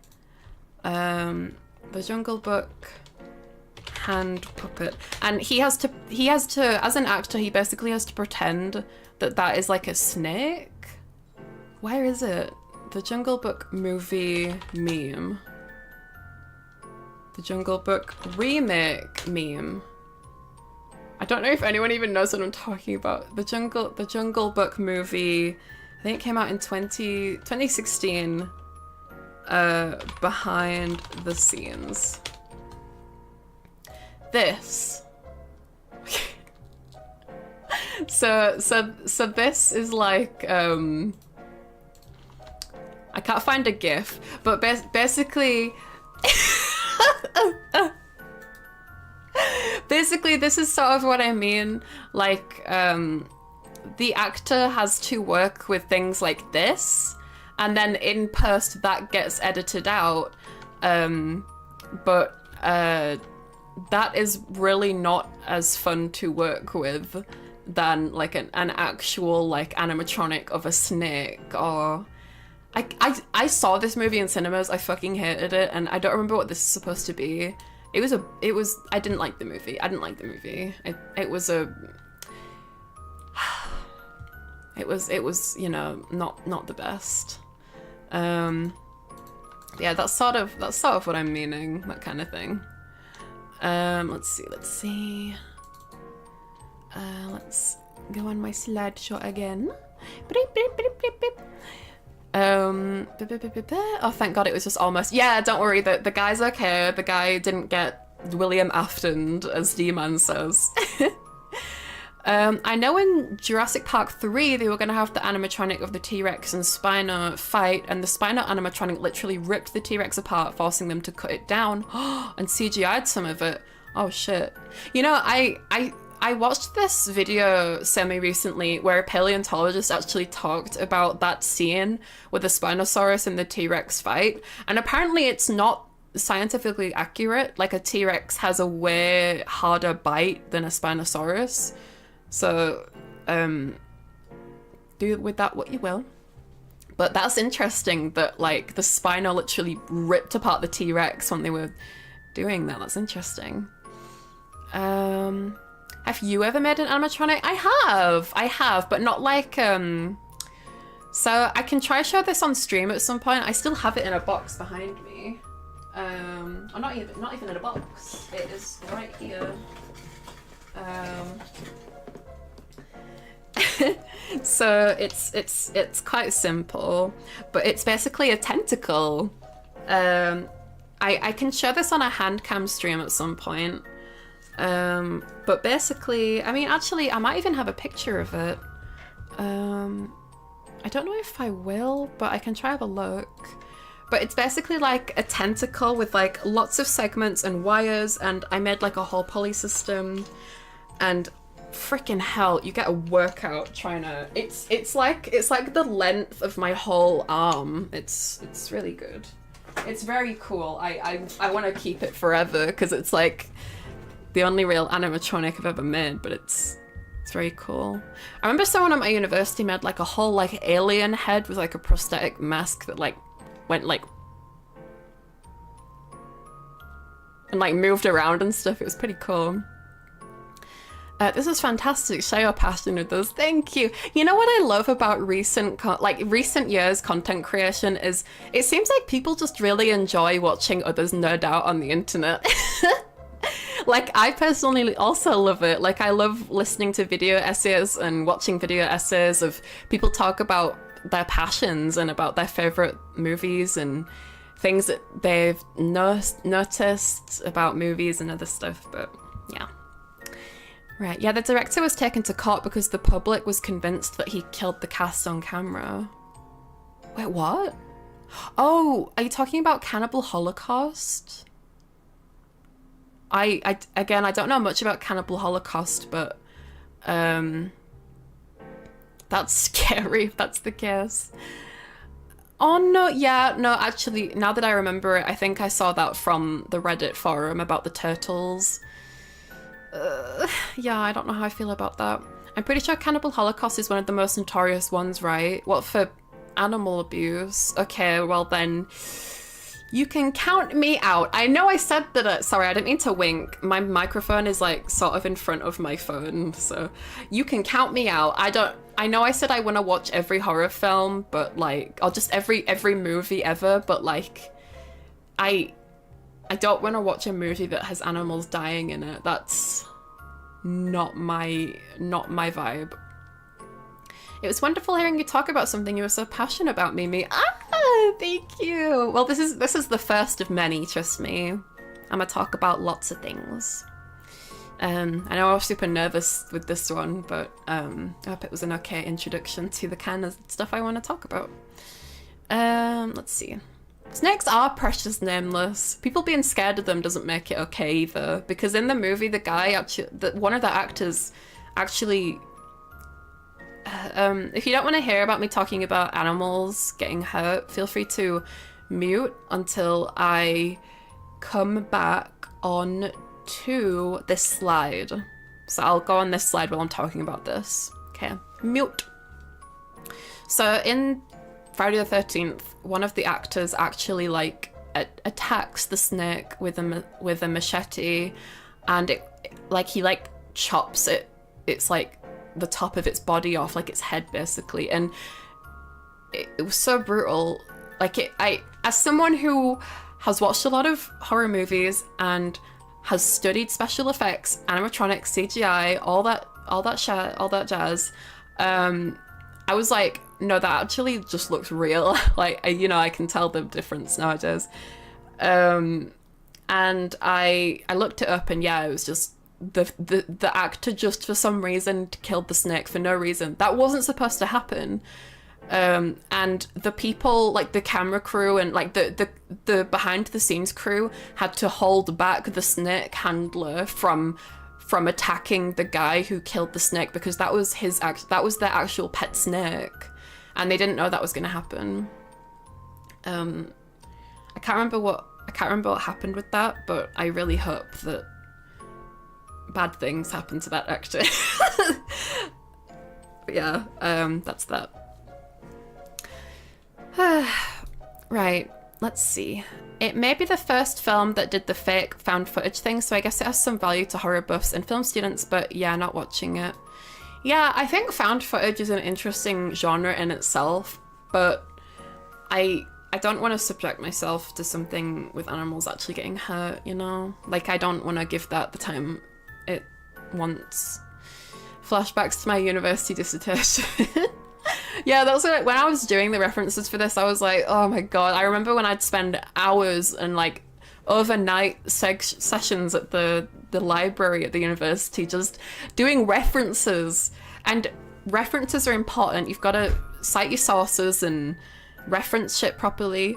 But for the images as well, I'm like, no, please. Because I'm a visual girly, but it's like, bro. Anyway. Yeah, the references were overkill for stream, but credit is good. I just wanted you guys to know that I'm serious and that I'm not just like picking information from random parts of the internet. I want you to know that I am like a serious person when I talk about these things. And if you don't trust my sources, then that's also fine. I just wanted to show my sources for y'all, but maybe putting in so much effort into this is cool. Thank you, I appreciate that. Sorry, my model died again. What about the alien from TerraVision? I've not actually seen that, Acidonia, but thank you for asking. I do appreciate it. Slurp. Oh yeah, actually, I need some more water. I'm like, my mouth is like bone dry. I'm so nervous. Bleh. That wasn't a brap, I just made a noise. Just pummeling a bowl of jello. What are you guys talking about? Oh, you mean when I was saying the ASMR? Sorry, I'm a little bit behind because I'm trying to make sure I answer everyone's questions. Yeah, I was thinking like for the ASMR, I could just like play with some like jelly and slime and like actually suck it up with a straw to sound like the alien hybrid is getting sucked through a window. Something like that. I like getting creative with that stuff, but ASMR you get sucked. No. I would get in trouble with not only my team but YouTube. I don't want to do that. I want to do you know, silly movie stuff. That's like a mixture of cursed and funny, but this hybrid xenomorph was kind of cute in a childish way, I'll be honest, but it's kind of gory. Yeah. I do appreciate the physicality of it though. Coraline Otherworld ambience. That would be cool. Didn't the official Leica Studios do atmospheric ASMR? Yeah, I actually have that saved in an ASMR ideas folder.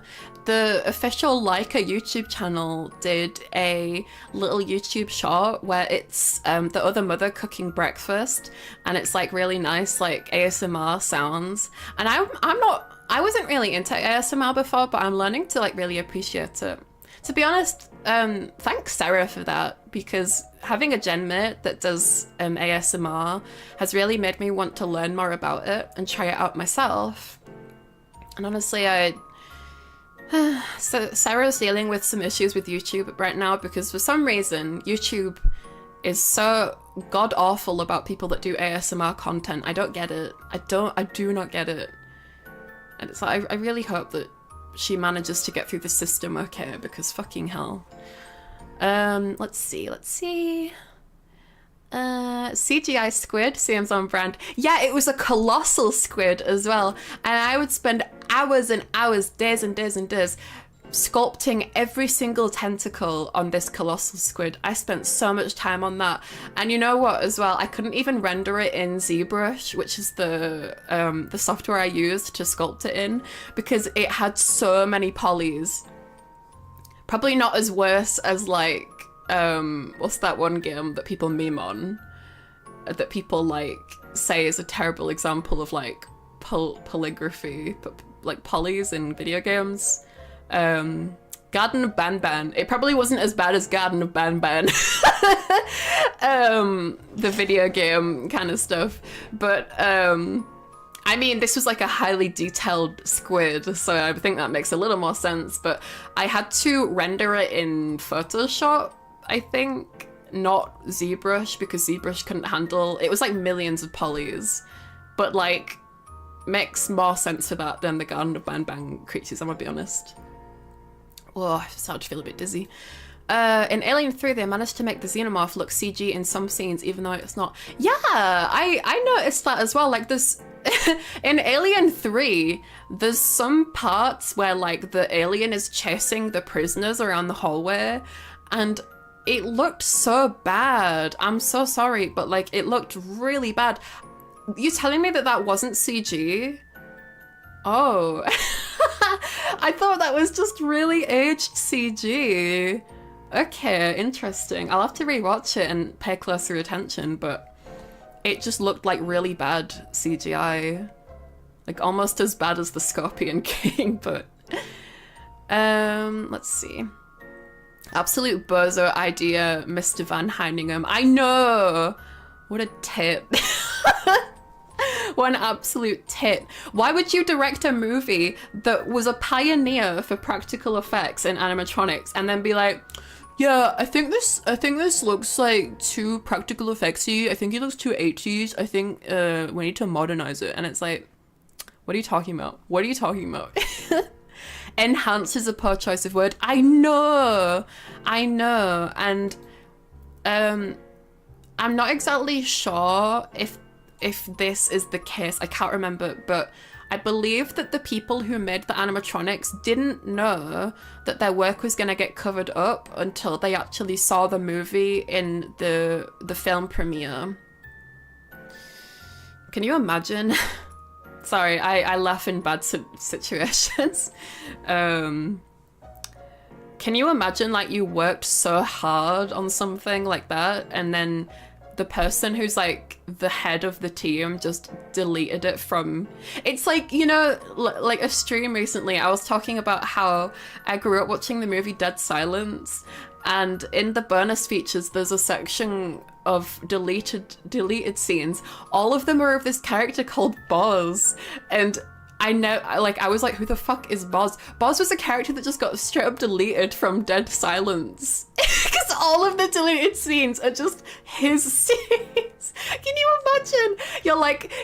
You bring your family to the cinema for the movie debut, the movie preview, and everyone's like, oh my god, you've been working so hard, you've been acting your socks off, I can't wait to see you in this movie. You watch the whole movie and you're not there. That would be heartbreaking. I feel terrible for that guy. It's a weird decision, as it would have been a good homage to the original thing. I know. It would have been... as I mentioned earlier, it would have been like a... It would have been a superior... Not superior, sorry. The 1980s one is superior by a long shot, but it would have been a great fan service to the original movie, but, you know, it seems like Mr. Van Heiningham was just trying to pioneer off of the success of the original movie. He obviously didn't care about the original practical effects to make that kind of decision. And, you know, actually, you know what's interesting? Because I've noticed a lot in, like, the past decade of horror movies, a lot of monsters look quite similar. Like, I don't know, you take like the big kaiju monster from Cloverfield, you take the monster from A Quiet Place. They're very much like humanoid, like smooth, muscular, like strange, like viscular looking creatures.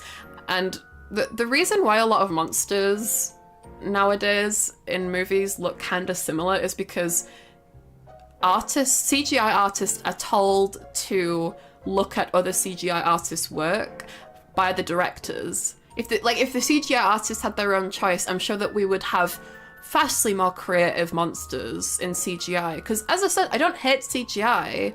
It's just, I think there needs to be a proper balance between CGI and practical effects when they're used together. Not one completely dominating over the other. It's not fair.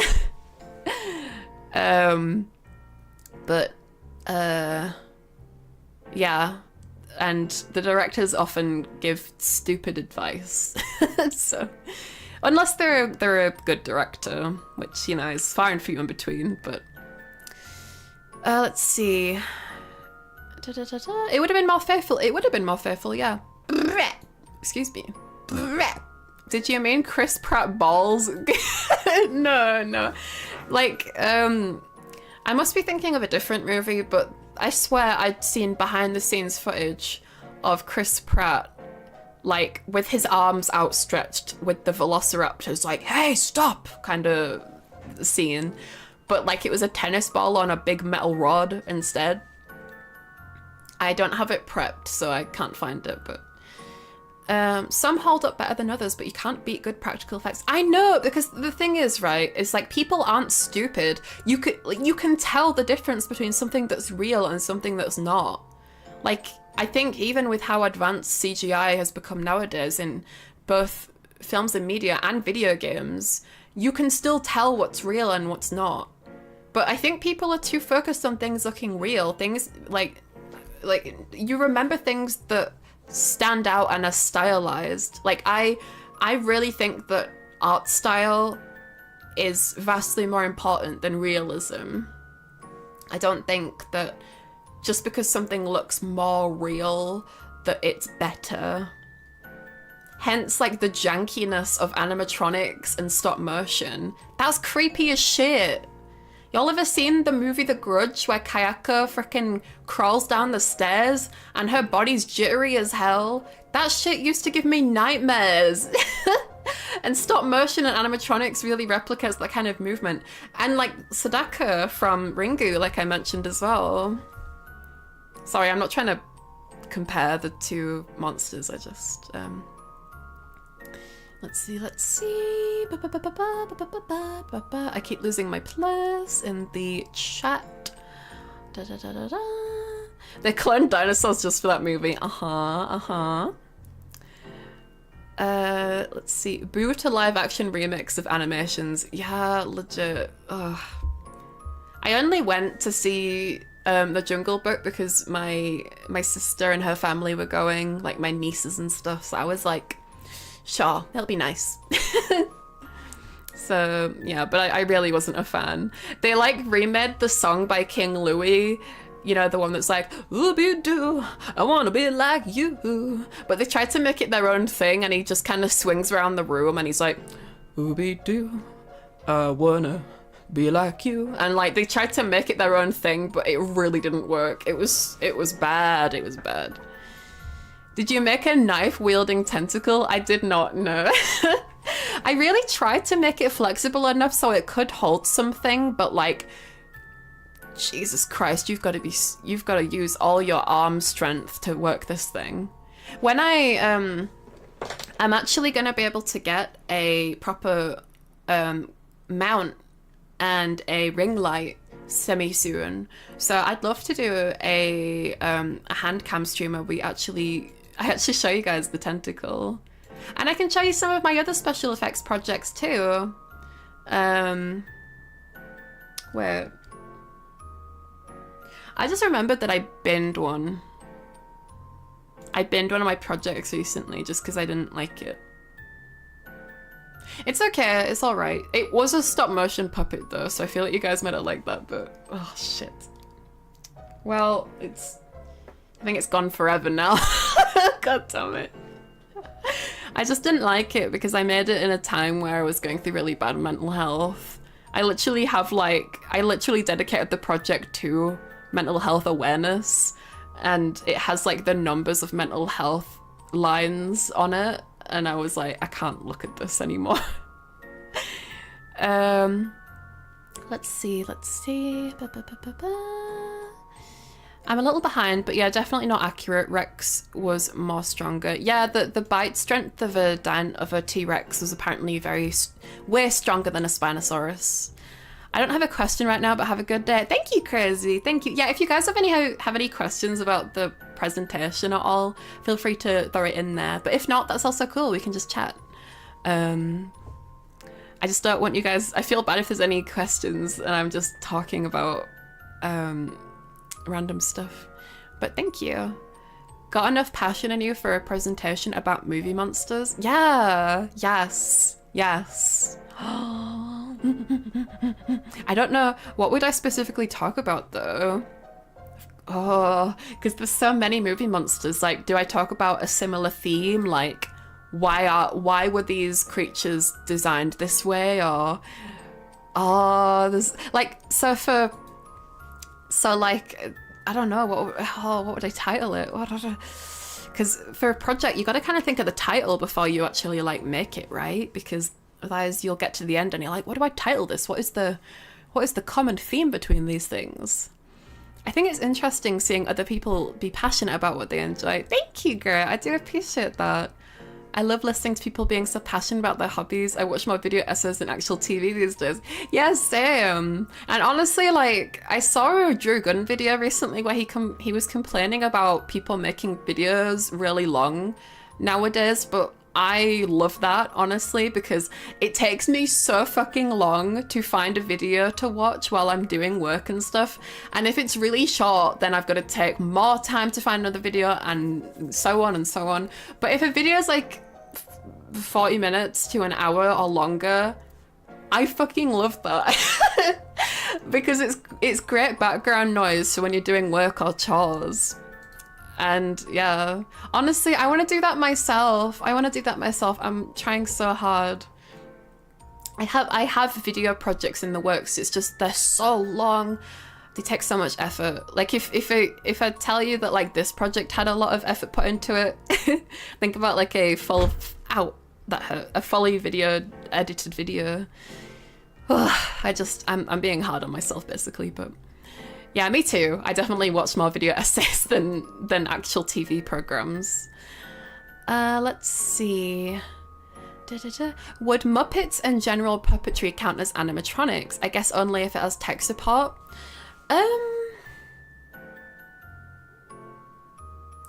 It doesn't need to have like metal technical support if that's what you mean.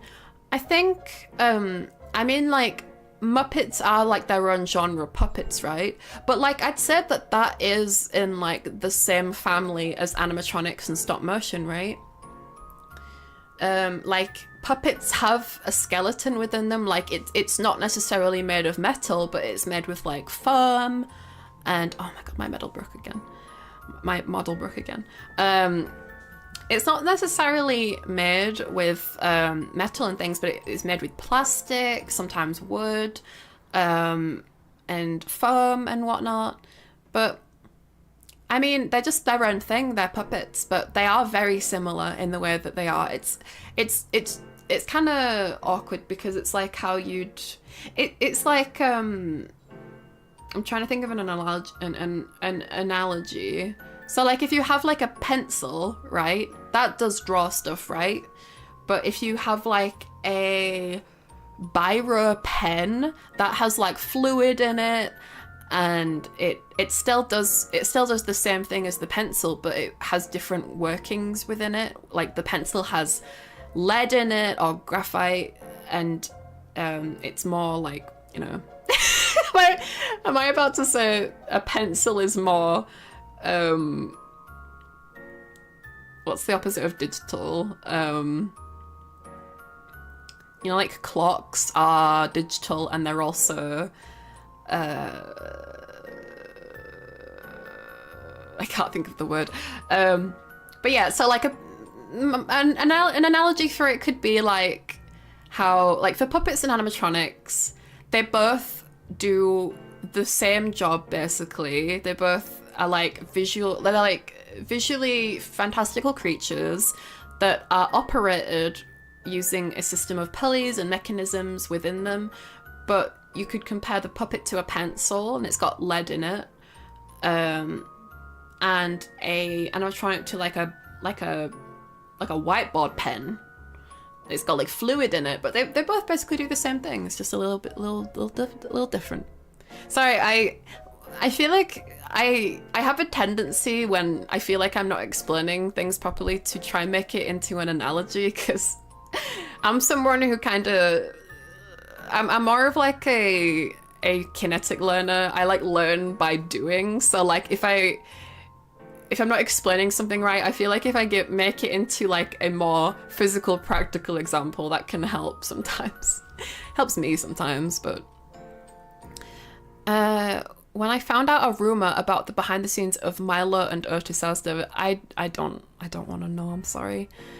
I'm gonna be heading to bed. See you, Mimi, and everyone. Hope you'll have a wonderful day, evening, night. Thank you for hanging out, Jack, and thank you for listening to my presentation. Hope you have a great rest of your day, evening, and night. Right, let's see. Rebrand ASMR as Foley work. I mean,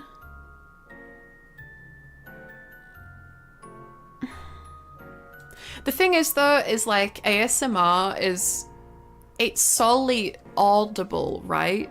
I mean, I guess it depends on like the content, right? Because I've seen videos where it's like ASMR like wood soup, and it's like a wooden bowl with a bunch of like wooden cubes and wooden balls in it, and they're like stirring it. So like that's a mixture of the visuals and the audio, but like isn't ASMR more solely focused on the audio, whereas like Foley art is like the art of like syncing up interesting sound effects with visuals, right? So like Edgar Wright has a lot of really interesting Foley work in his stuff.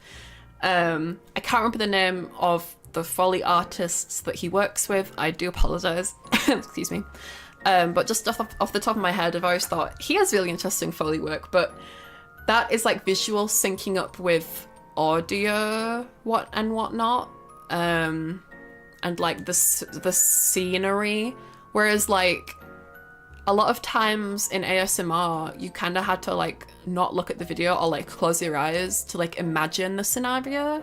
I don't know, man. Can I unmute yet? Yes, that was ages ago. Oh my gosh.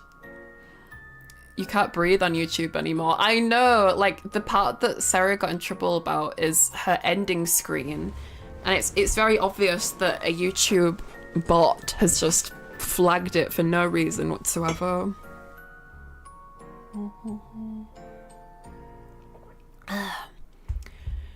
Let's see. Yes, the jitteriness does add to it, Nick. Yes. Like, as we mentioned earlier, the uncanny valley. Sorry, I should have just. The uncanny valley tells us that like the reason we find things creepy is because like if we take have you guys seen this video on YouTube? It's called I Feel Fantastic. Sorry. There's this video on YouTube called I Feel Fantastic, and it's basically a very creepy animatronic singing I feel fantastic. I you feel fantastic.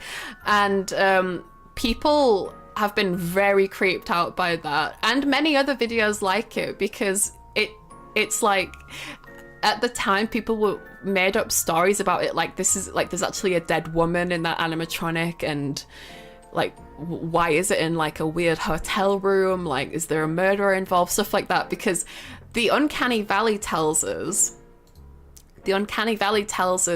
that when things move in a certain way, we as humans can't fully distinguish if it's like a zombie or a corpse or a living person. Like there is like a strange like there's like a strange literally valley of weirdness between it all, right? I'm having a hard time trying to explain this.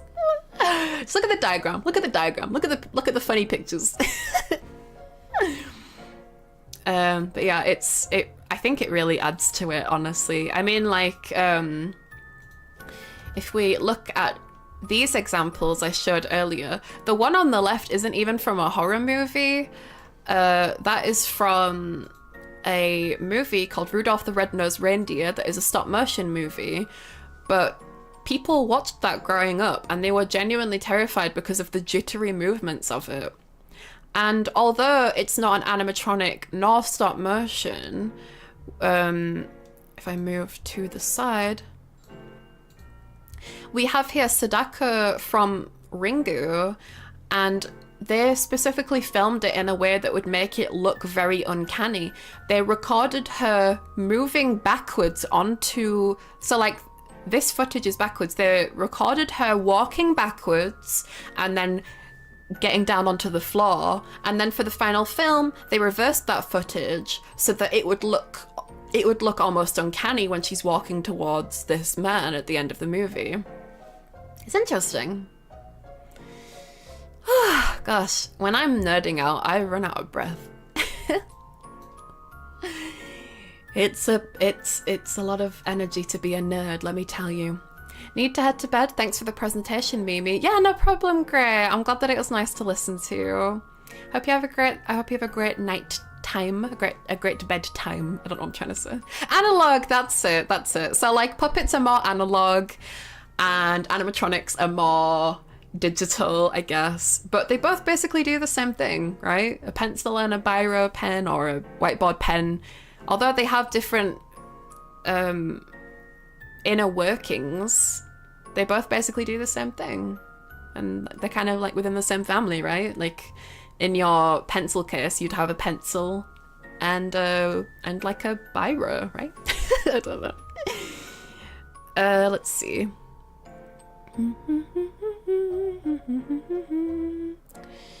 Looked it up. Alien 3 was mostly puppets and a guy in a suit, but the puppets were optically composited in a way that just doesn't look good. Some CG used for shadows and detail. Yeah, so in this scene in Alien 3, there's a guy like running. They're all like trying to bait the alien basically by like running away from it. This scene feels like it goes on forever. Like they're basically trying to lure the alien towards a certain room so they can trap it, and like drop molten tar onto it or oil, I think, on it. And all the prisoners try to lure it to a certain place, but it feels like it goes on forever. And whenever we see the xenomorph, or it looks like a it's more like a dog, honestly, but it looks like a dog, xenomorph. And whenever we see it, I was like, what is this? It's like, it looked like it was CG on like a bad green screen, and the xenomorph itself wasn't even like dark, like the dark colors we're used to, like the black and the grays. It looked almost like brown. It was weird. I'm gonna need to rewatch it, but like it was like freaking Dorothy before she gets flown away from Kansas kind of colors. Let's see. Really makes me appreciate Beetlejuice because it stayed faithful using some of the same effects from the first movie. I've not actually seen the new Beetlejuice movie, but I want to. God damn it.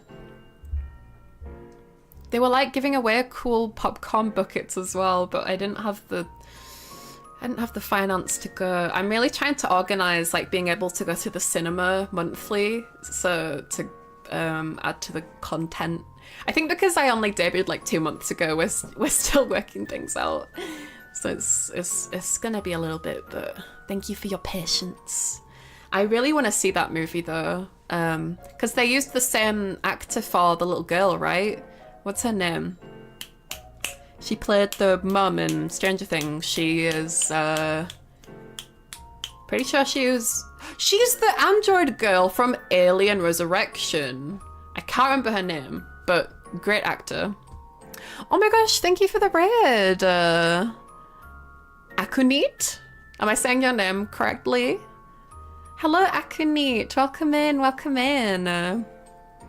A friend of mine was terrified. I think, yeah, it's really not great. But welcome, raid is Neat Raid. Oh my gosh, we love neats. Neat love. Thank you for the raid. What did you do on your stream? Did you have a fun time? I have been doing a presentation on the history and importance of animatronics in horror media and films. So if you're wondering why I'm just on this slide right now, I was just talking about the importance of the uncanny valley and why that's so effective in terms of things like animatronics and stop motion. I kind of miss being a neat, but I'd miss money more. Wait, do you have to spend money to be a neat? Neat just means not in education or being... Not in education or being trained for work, right? Like you're just like a stay-at-home person that plays games and watches anime, right?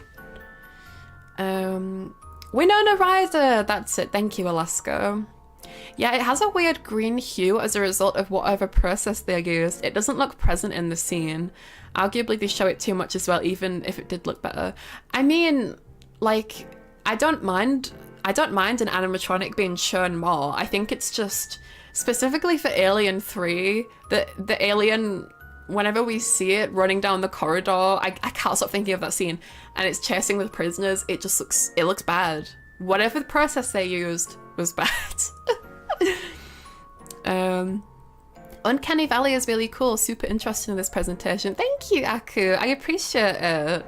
Thank you so much for taking the time to raid. Feel free to go get yourself a drink and a snack, or dip out if you need to. Honestly, I don't mind. I totally get it. Streaming is very tiresome and not sorry, that sounds rude. Like at the end of a stream you feel like like you just want to like rest. So feel free to dip out if you need. We were doing Holocure. Sorry for slow replies. For some reason, my YouTube lagged behind. Yeah, no, you're totally fine. It's all good. Technology. It just sometimes be like that. Sorry, I was referencing that stupid video of the guy holding up the sign that says technology and the woman screams. But I hope you had fun. Yes, I'm not in employment, education, or training. I was very much a NEET until this job, I guess. I mean, like, I worked in a supermarket for a bit, but, like, that was just to make ends meet.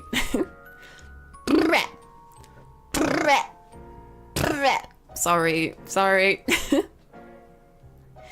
I'm going to be listening while laying down. Yeah, okay, cool. Well, we reached the end of the presentation. I've just been answering questions about things that people wanted to know.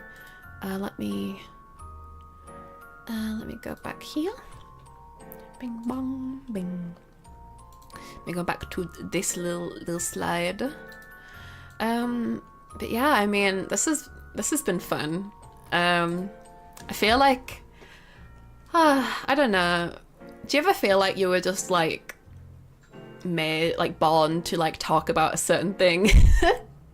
Like, it's funny how interests come about. Like, I've basically been interested in these things since I was like 8 years old. And when I say these things, I mean like my peanuts. I mean movies. Like, I've been into movies since I was a little girl, and I remember like I had Coraline on DVD when I was 8 years old, and I would watch it, and then I'd watch like the behind the scenes videos, and I had Corpse Bride on DVD as well, and I watched that so many times. And on the Corpse Bride DVD there was special features videos. Sorry, my model keeps breaking. On the Corpse Bride DVD there was a special features segment where there were videos showing the behind the scenes processes of how they made the puppets. So I've been interested in this stuff since I was like 8 years old. And now I'm a shag, so it's like a long time since. For those of you who don't know, I'm a snail. So like a snail hag. I just realized I haven't introduced myself. Hi, my name is Square Mimi. I am from Brave Group's Globey. I am a snail. There we go, done. I don't really have an intro, just hi, welcome in. We're talking about nerdy film shit. But I remember watching those videos when I was a kid, and I thought it was like something that no one else knew. Like, it was almost like a secret between me and the directors. Obviously, like, in a very parasocial way. Like, I know that the directors didn't know that I knew about that stuff, but I'd watch like the people behind the scenes making the puppets and concepting the characters and all that stuff. And I was like, this is magic. Like, this is like actual, like, this is crazy that like the movie is like these creatures and stop motion characters moving around, but like they take a whole team to make, like, to move and to do all these things. And yeah, I don't know, just watching those as a kid, I was like, oh my god, no one knows about this. This is so cool. And like when I got to high school as a teen, I remember like referencing these things in like my own exam projects and exam projects and like coursework for like art and design classes, because it's always been really important to me. Cute, thank you. It's just, I don't know. It's funny because for a lot of my life, I also felt like I didn't really have a purpose, but underneath, I've been enjoying these things this whole time. So, like, it's just been there the whole time, my love. And as someone who's been in a lot of jobs that's made her really unhappy, like I've been a waitress, I've worked at customer service, I've worked in the cinema, I've worked in bereavement, I've worked in video editing. Bereavement work. Am I right, fellas? I don't know.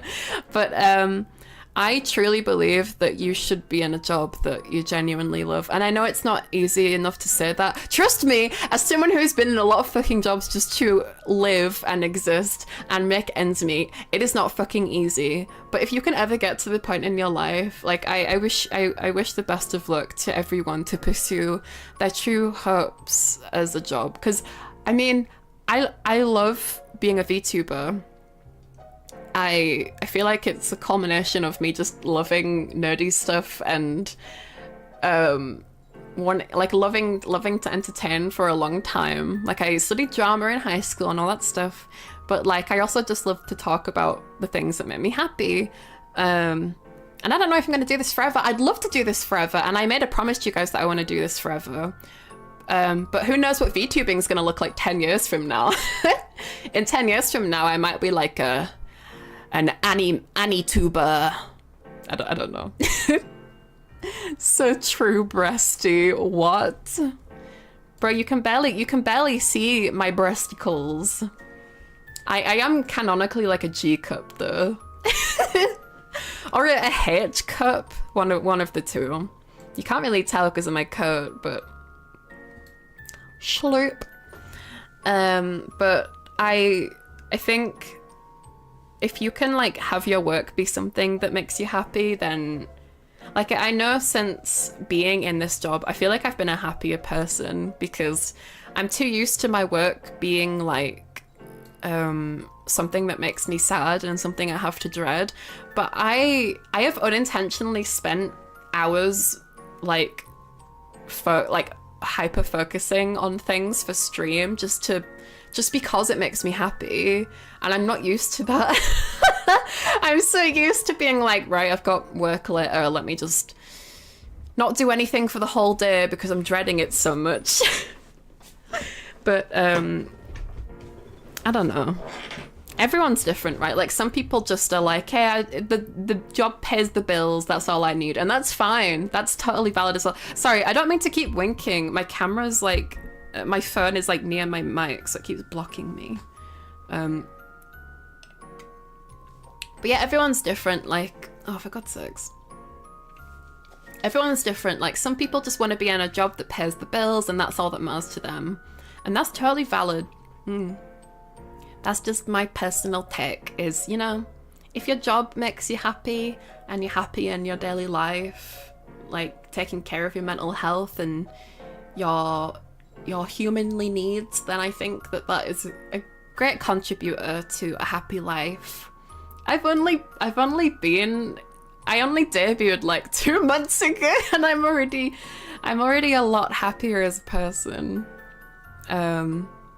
I spent a lot of last year feeling really depressed because I did not enjoy... I've been in really not great jobs for a long time. And while I was prepping for debut here, I was still working in a not so great job just to make ends meet and pay rent and whatnot. And it feels nice to just be in a job that can do both, right? Like help pay the bills and something I enjoy. Because you spend a lot of time doing work. So if you're going to spend a lot of time doing work, you might as well do something you enjoy, right? Sorry, I'm just rambling. Your passion is infectious and cute, so thank you for sharing. Thank you, Jake. 15? What's XIII? I know XIV is 14. I can't remember Roman numerals, but thank you for saying though. Square Meme is a machine that turns movie consumption into educational rants. Well, I used to, when I was a kid, I'd watch movies over and over, and I still do that. I don't know why I said as a kid, but when I grew up, my sister was like, hey, do you remember when you watched Ice Age for a whole year? And I'm like, what? And when you watch movies over and over, or at least when I watched movies over and over, I started to notice things, and I started to quote things, and I started to become more and more interested in why things were designed a certain way in the movies I loved, and why actors made certain acting decisions, and why directors went a certain way. And then it just kind of, it was like a rabbit hole, basically. Like, I just kind of, I mean, you could say that for any interest, right? Any interest is a rabbit hole if you are brave enough. That sounds like a quote. Just the first Ice Age, I don't know, because I remember watching Ice Age 2 a lot when I was a kid, but she just said Ice Age, she didn't say which one. You are just one gigantic tit. What are you talking about? I'm not a tit. I mean, actually, the great thing about being a slime girl is, like, I could, you know what I could do? I could, like, fuse my two boobs together to make one giant mega boob. What do you think? New toggle idea? No, I'm joking. I'm joking, obviously. But, I don't know. Let's see.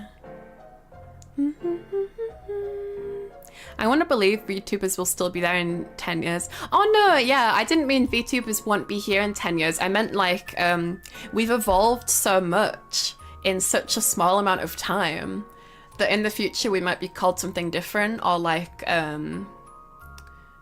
don't know. Does that make sense? Has science gone too far? Science can never go too far. That's the beauty of evolution and change, is, you know, like, you know, it's like in Ratatouille where Remy's like giving his dad like a pep talk about how, like, you can't change nature, and it's like, change is nature. What do you... Next outfit. It would look like my chest was pregnant. Oh my god. Or like if I had a chest burster. Is that what it's called?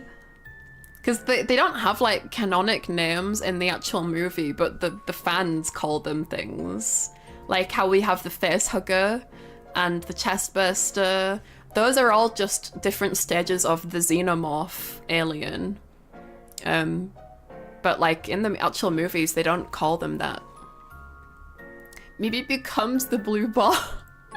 Yeah, I know I love golden balls, but I also, like, blue balls are pretty cool. You know, I actually wanted to incorporate blue balls into my design somewhere, but I felt like it would have been a bit of an overkill. Because I remember, like, a while ago, like, a few years ago, Vebe on Twitch debuted like a new model, and she had like these blue ball earrings, and she was like, hey guys, these are my blue balls. And I was like, I'm inspired. I'm inspired. Blue balls are not cool. No, I know, but like visually, I think it's a funny thing. Because I'm always joking about crude things with you guys, and the Sazeoni is someone, he is a creature, a shape-shifting creature at that steals the balls from sailors. And they're called golden balls. Golden balls, texture like sun, never a frown with golden brown. Someday we will see Mimi's blue balls. I sent you my blue balls, why won't you respond? Right, guys. Let me go over here. Shloop. Why does my model keep winking? And let me put on my usual BGM. Shloop. Wait, that's not my usual BGM, is it? Where is the music? Here. There.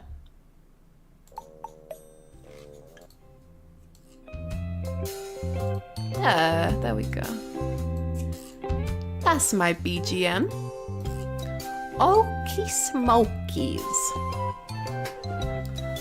Wow. Did you guys enjoy talking about nerdy stuff for a while?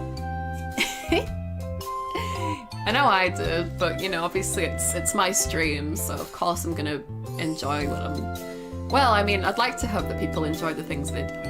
Whoa! I'm so sorry, I am an absolute pervert.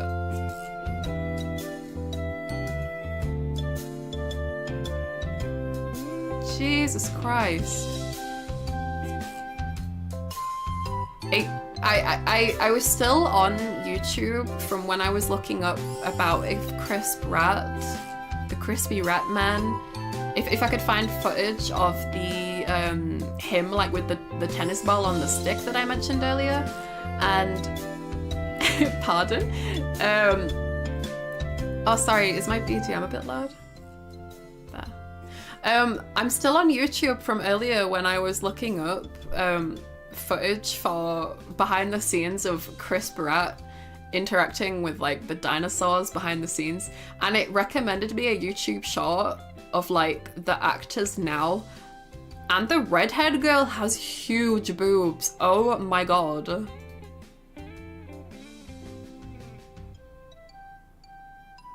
Jesus Christ. I don't remember them being that big in the movie.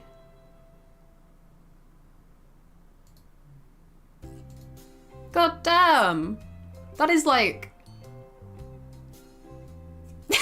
I'm sorry, I'm so sorry. Prove it. Okay, hold on.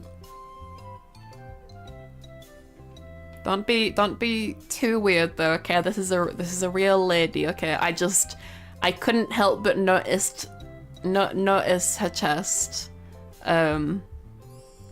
Because I have seen this movie and I do not remember her chest looking like that. Let's see. Obviously I wasn't staring at her chest, but like, you know, the chest is like near, it's like one of the main parts of the body, right? Like if someone's chest is way huger than it was before, you'd notice. Here. Oops, that is not intentional, I promise.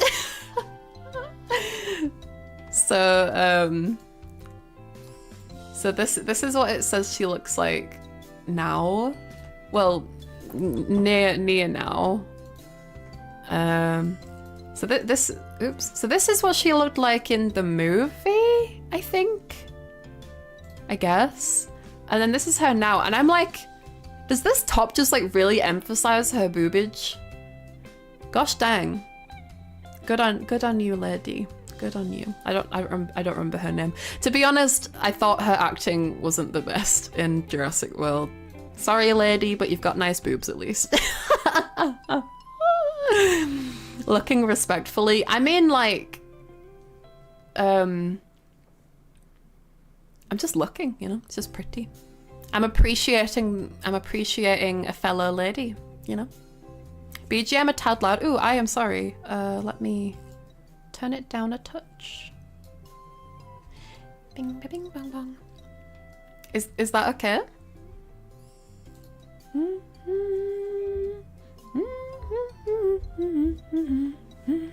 Human booba isn't as good as virtual slime booba. Yeah, I mean, the thing is with boobs as well, slime boobs, is like, what is it? I've mentioned to y'all before that, like, I've seen some interesting things with slime girls. And so I'm so sorry that my model keeps winking. I don't know why, but when I look to the side, sometimes my phone just thinks I'm winking.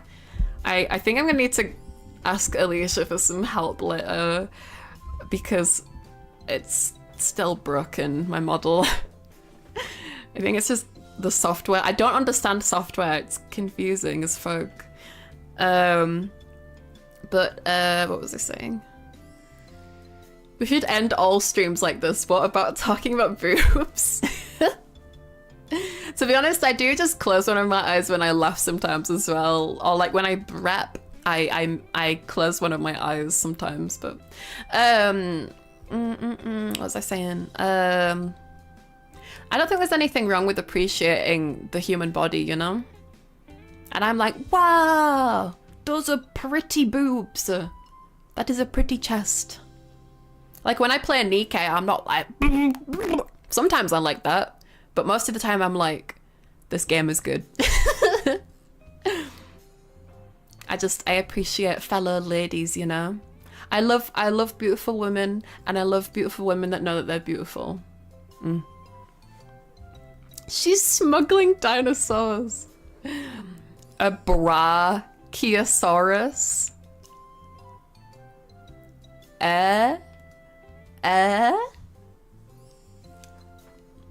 Okay, I'll leave. I'll leave.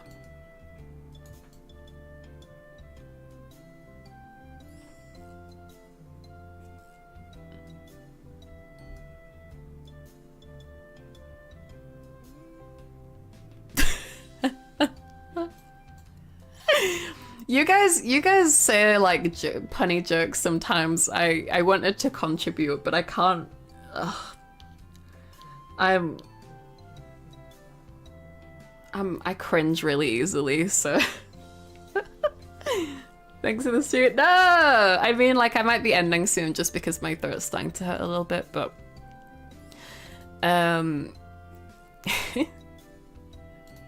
I just appreciate ladies. What is it with YouTube as well that, like, YouTube is like, this content has sexual implications, therefore we are going to punish you. But then they all the fucking time push thumbnails that have boobs and women displaying cleavage and things everywhere. It's just it's a silly system. It's a silly system. How dare women have breasts? Women with breasts on my website, on my YouTube? I don't think so. It's obviously biased. Yeah, so like, there's this guy, I can't remember his name, but there's this like YouTuber who copies Mr. Beast's videos all the time. And there's so many of his thumbnails where like, there's like him like touching a girl's boobs over her shirt in the thumbnail, or something like a girl in a bikini, and that's just fine. That's just fine with YouTube. But then like, oh, you're a VTuber who wants to do ASMR and you have an ending screen? That's it, you get a strike. YouTube. I really hope, if we're talking about like things in advancing in 10 years, I really hope that in the future YouTube really improves its system, because I know that it's impossible to look over virtually everything that happens on every single video on YouTube, because at this rate there's probably more videos than people on the planet on YouTube. And like with how easy it is to upload content, but like there needs to be a better system. I don't know. I think it's fortunate that we're a part of a company, so like we can have people like actually like interact with YouTube staff and like, you know, do proper formal proceedings if they're not listening. But it's scary for indies and people that don't have that sort of outreach. I mean, it's just for everyone, it's not a good time. And it sucks as well, right? Because it's like, I've seen people be like, I'm gonna stream on Twitch because YouTube, oh my god, fun. I've seen so many VTubers, especially in Brave Group, like my Idol Corp cousins and my V4 Mirai cousins, because we're all part of the same company in Brave Group. I've seen loads of them while they've been dealing with issues, and Vance as well from my company, Glubby, or my company, from the same agency as me, Glubby, moving to Twitch. But the thing is Twitch has so many issues too. Like, remember, wasn't it only like last year where they like made a new rule about virtual streamers not being able to show like their like waist or something. Like people were getting, VTubers were getting banned because like they showed like, specifically women VTubers, by the way, were getting banned because they showed like too much hip.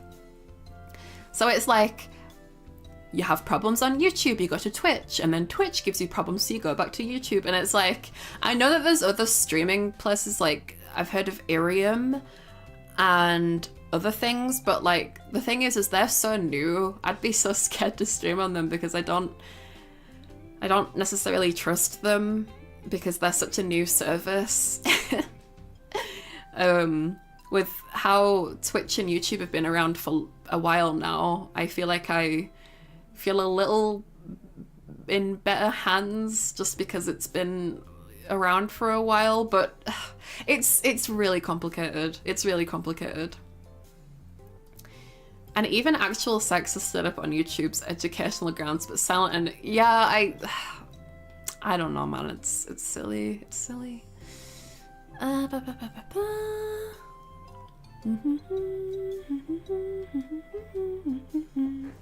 The trick is to grow an audience on Twitch and YouTube, then move them onto your own platform. But what is that platform? Because both Twitch and YouTube give problems, right? What would your platform be? Do you mean like you grow on both of them and then just bring them both to one side? Because either side is kind of sucky. Like YouTube gives you problems and Twitch gives you problems. Eesh. They're both really mean to VTubers as well. Like the like flesh tubers, quote unquote, whatever they're called. Like just they get away with things that VTubers could never get away with. Like think about how many like hot tub streams are on Twitch that if VTubers did, and in a lot of cases they have done and gotten banned and in trouble for it. There was a streamer on Twitch who had her camera underneath her chair and her chair was made of glass. So you just like could basically see her chocolate starfish. But, you know, VTuber wants to show a bit of hip.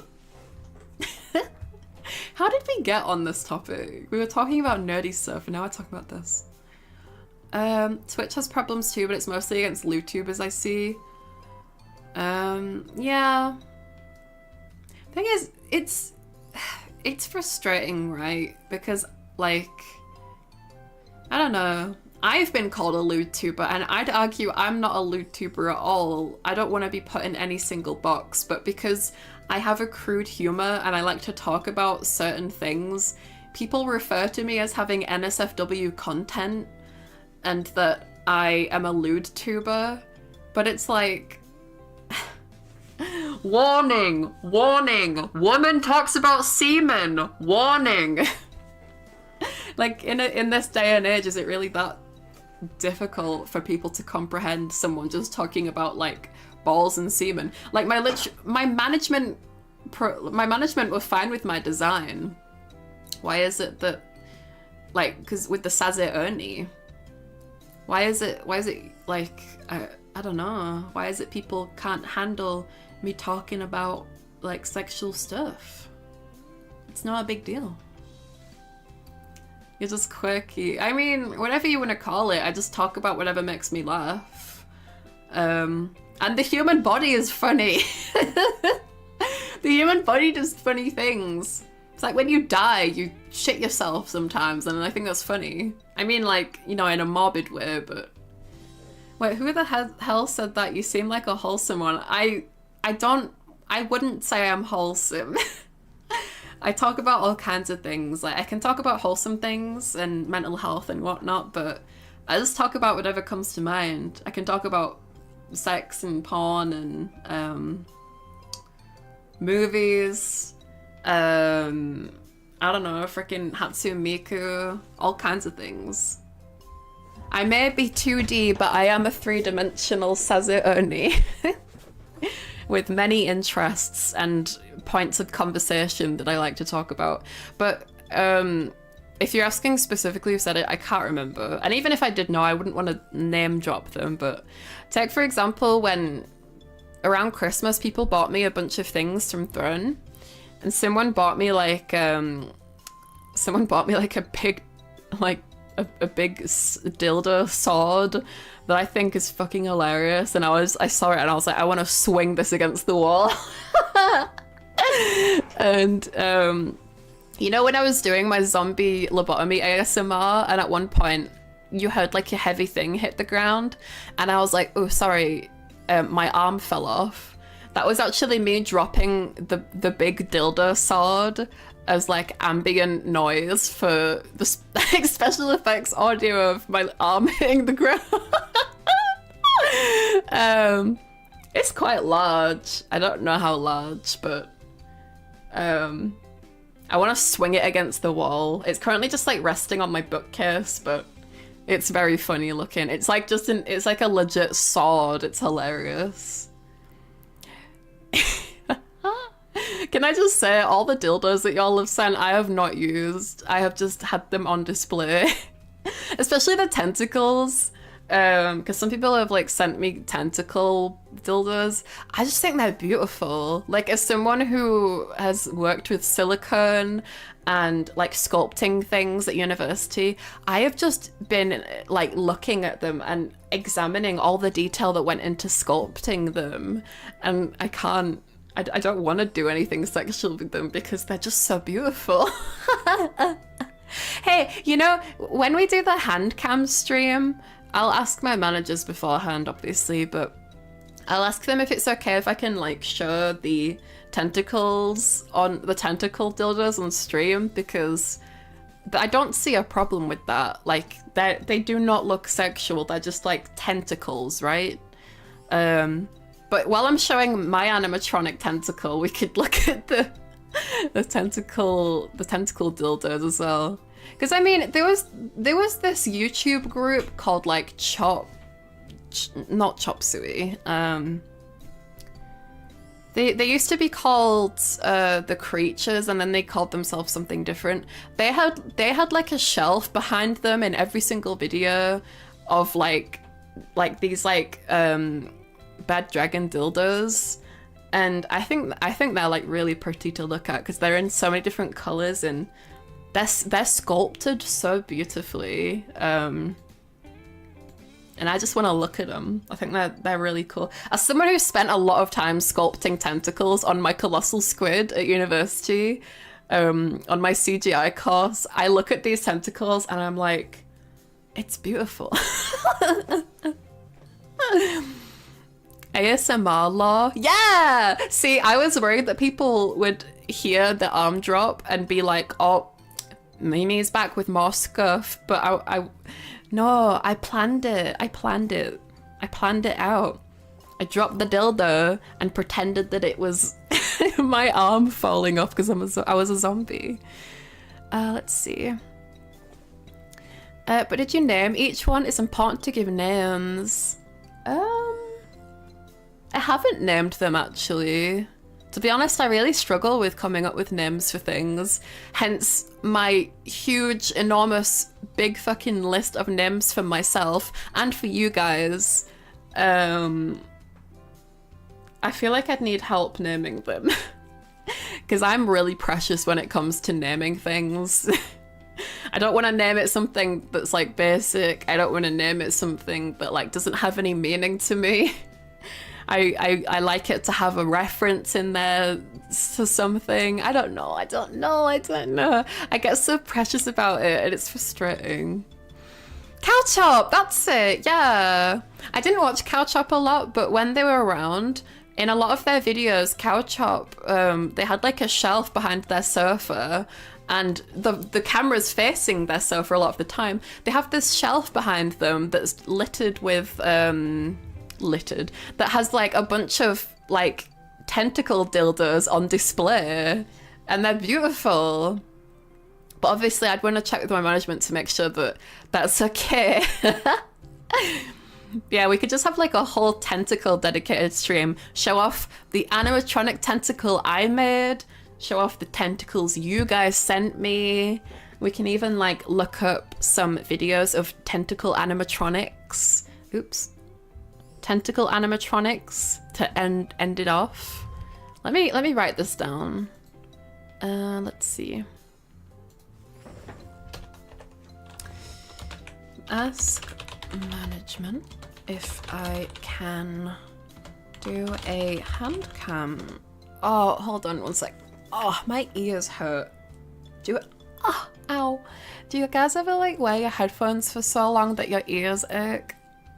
Ow, that hurts. Okay, so ask management if I can do a hand cam stream with my animatronic tentacle and tentacle deltas. Because I'd argue it's not NSFW because, like, I remember when I originally watched Cow Chop, I didn't even realize that those things on the shelf were dildos because they don't look like dicks. They just look like tentacles or like strange shaped, like, I don't know. But obviously I need to ask if it's okay. Should name them after members. I've only got 2 tentacles. I'd feel bad doing that, naming them after only 2 people. Oh god, my ear really hurts. Ow. Oh god, that really hurt. Oh. Ow. That hurts. Why? What is wrong with my headset? Oh. Hold on. Oh god, that fucking hurts. I think my headset like presses my ears against my head or something. Ow. Sorry, I've got like really bad earache now. That really fucking hurts. Are you okay? Not really. I'm actually in a lot of pain. Ow. Ow. Sorry. I'm trying to read chat that.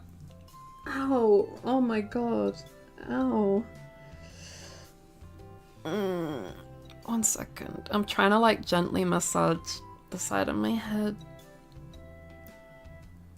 Because if you didn't notice, like when I actually do have ears, if you like, I'm gonna need to zoom in a little bit, but if you look past my hair, I actually do have ears.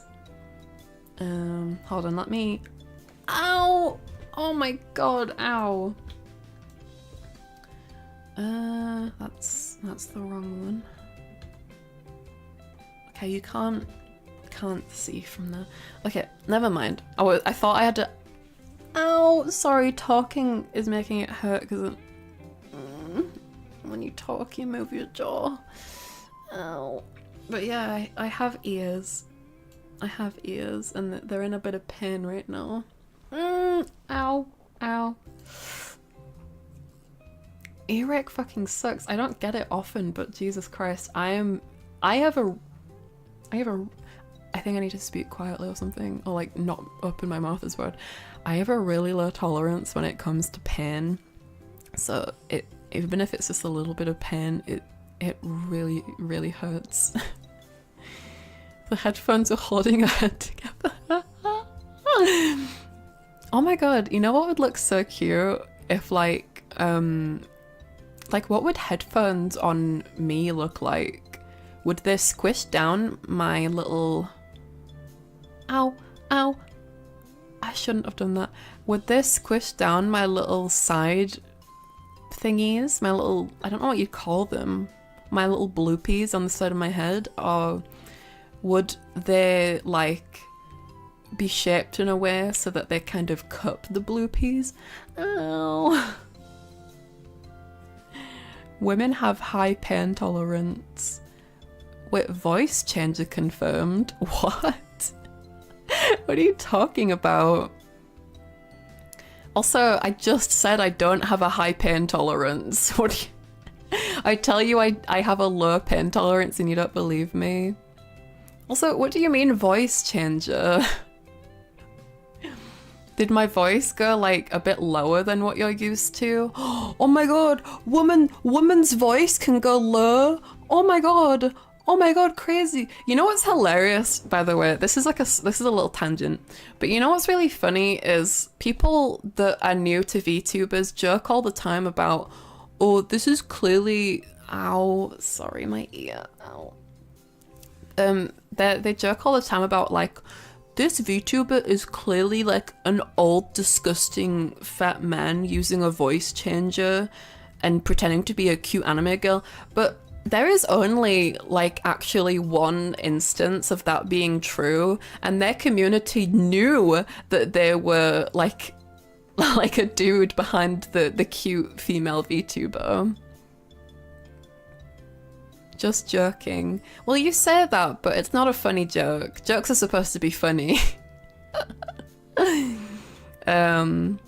And you know, you say that you're joking, but at the end of the day, it's something that VTubers deal with all the time, is people coming in and being like, oh, you're just an old balding man behind a VTuber. What, you're pretending, and it's like, huh? It's like women existing, not on my internet. I don't know, it's just, it's funny. Because like, where have you guys seen, like, this is an open-ended letter to the people that say these things, is where have you seen a VTuber that is like a female presenting VTuber, but they're actually like a guy, like secretly like a guy? Because there's only one instance, and as I said, that community knew. Like, it was like they already knew about it. Girl equals guy in real life. You know what's interesting though, if we're talking about gender? Did you guys know that everyone starts out as a female in the womb? Like, when... Ow, my ear. Ow. Oh, it feels like it's getting better slowly, but it still hurts. It's like my ear canal. It's like fucking hurts. But when we're all in the womb, we're all initially XX chromosome. So we all start off as female, and that's why we all have nipples.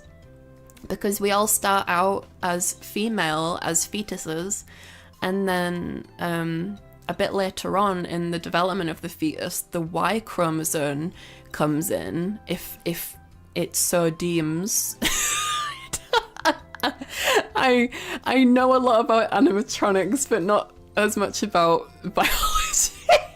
I don't know when the Y chromosome comes in or why it does, but when the Y chromosome comes in as it desires, ow! Sorry, I like made a whistle noise and it hurt. I think I'm not okay. And it changes the body to be with male genitals. Like, if you think about it, like if you look at like female genitalia, the labia, if they were like big and round, they would be the balls. Like, they're in the same place as the balls, and the clit would be the penis. Like, it makes sense from like a scientific point of view. Getting deja vu from the Mousy interview. Eesh. It's fine. I'm semi-used to it, you know? And at the end of the day, not everyone knows about like not everyone is informed about VTubers. It's just, it's hilarious that there's not one original comment when it comes to like criticizing VTubers. It's just like, it's like whenever people joke about British people, right? They go to like the 5 basics. It's you joke about Tuesday innit, or bottle of water, or cup of tea, or crumpets, or the Queen, stuff like that. When it comes to VTubers, people who don't like VTubers tend to, or don't really, quite ignorant about VTubers, they denote to the same shit, and it's usually you're a gross, balding fat man who uses a voice changer, or just you're using a voice changer. You must be ugly, and that's why you're using a VTuber model. And like, are you scared to show your face? What are you scared of? Stuff like that. And it's like, you don't know me. You don't know me, bro. And you know what's funny as well, adding on to that, is any VTuber I've seen, and so many VTubers have done this, like so many VTubers have actually shown their face, and they are so gorgeous. They are beautiful. I've not seen a single VTuber that has shown their IRL face and has not been like attractive, like from societal point of views. They're all beautiful. Have you noticed that? Like, it's funny how the opposite is, like, the reality of these things is the complete opposite to what these people say. I hate it. VTubers should be idiots. I mean, you guys don't know what I look like. Maybe I look maybe I'm like a fat balding man IRL, you know? You know? I mean, like, I'm bald now. I'm bald now as a VTuber.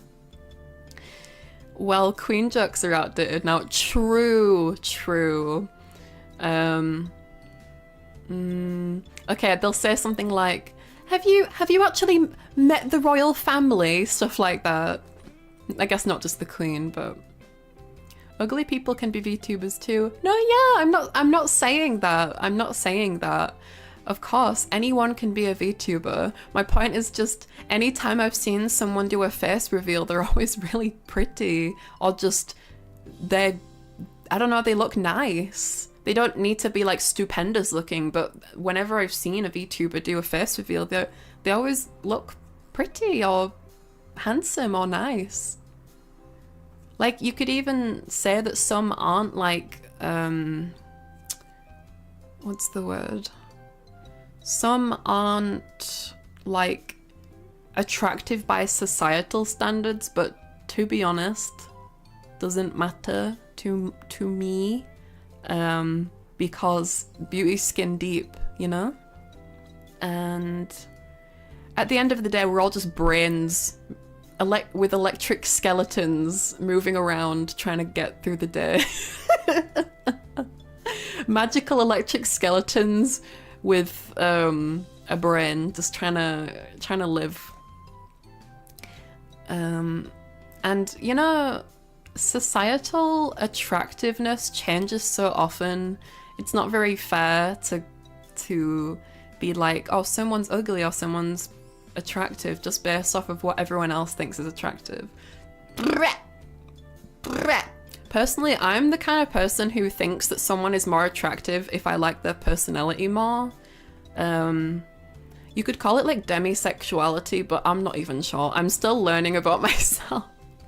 But I learned about, it was when Resident Evil Village came out, I learned about demisexuality, and I was like, that might actually be me, because I don't know, you could say like, oh, this, I don't know, if we talk about like a quote-unquote ugly person, what society deems quote-unquote ugly, to me, if someone is like, I don't know, let's say that there's like a dude that's overweight, right? Like, he's got like a big belly. If I got to know this guy and his personality was nice and we got along and he was kind, I would just see it as like, he is so huggable, and that's it. Like, it wouldn't matter to me. Like, you could call it like rose-tinted glasses, but that's just like the definition of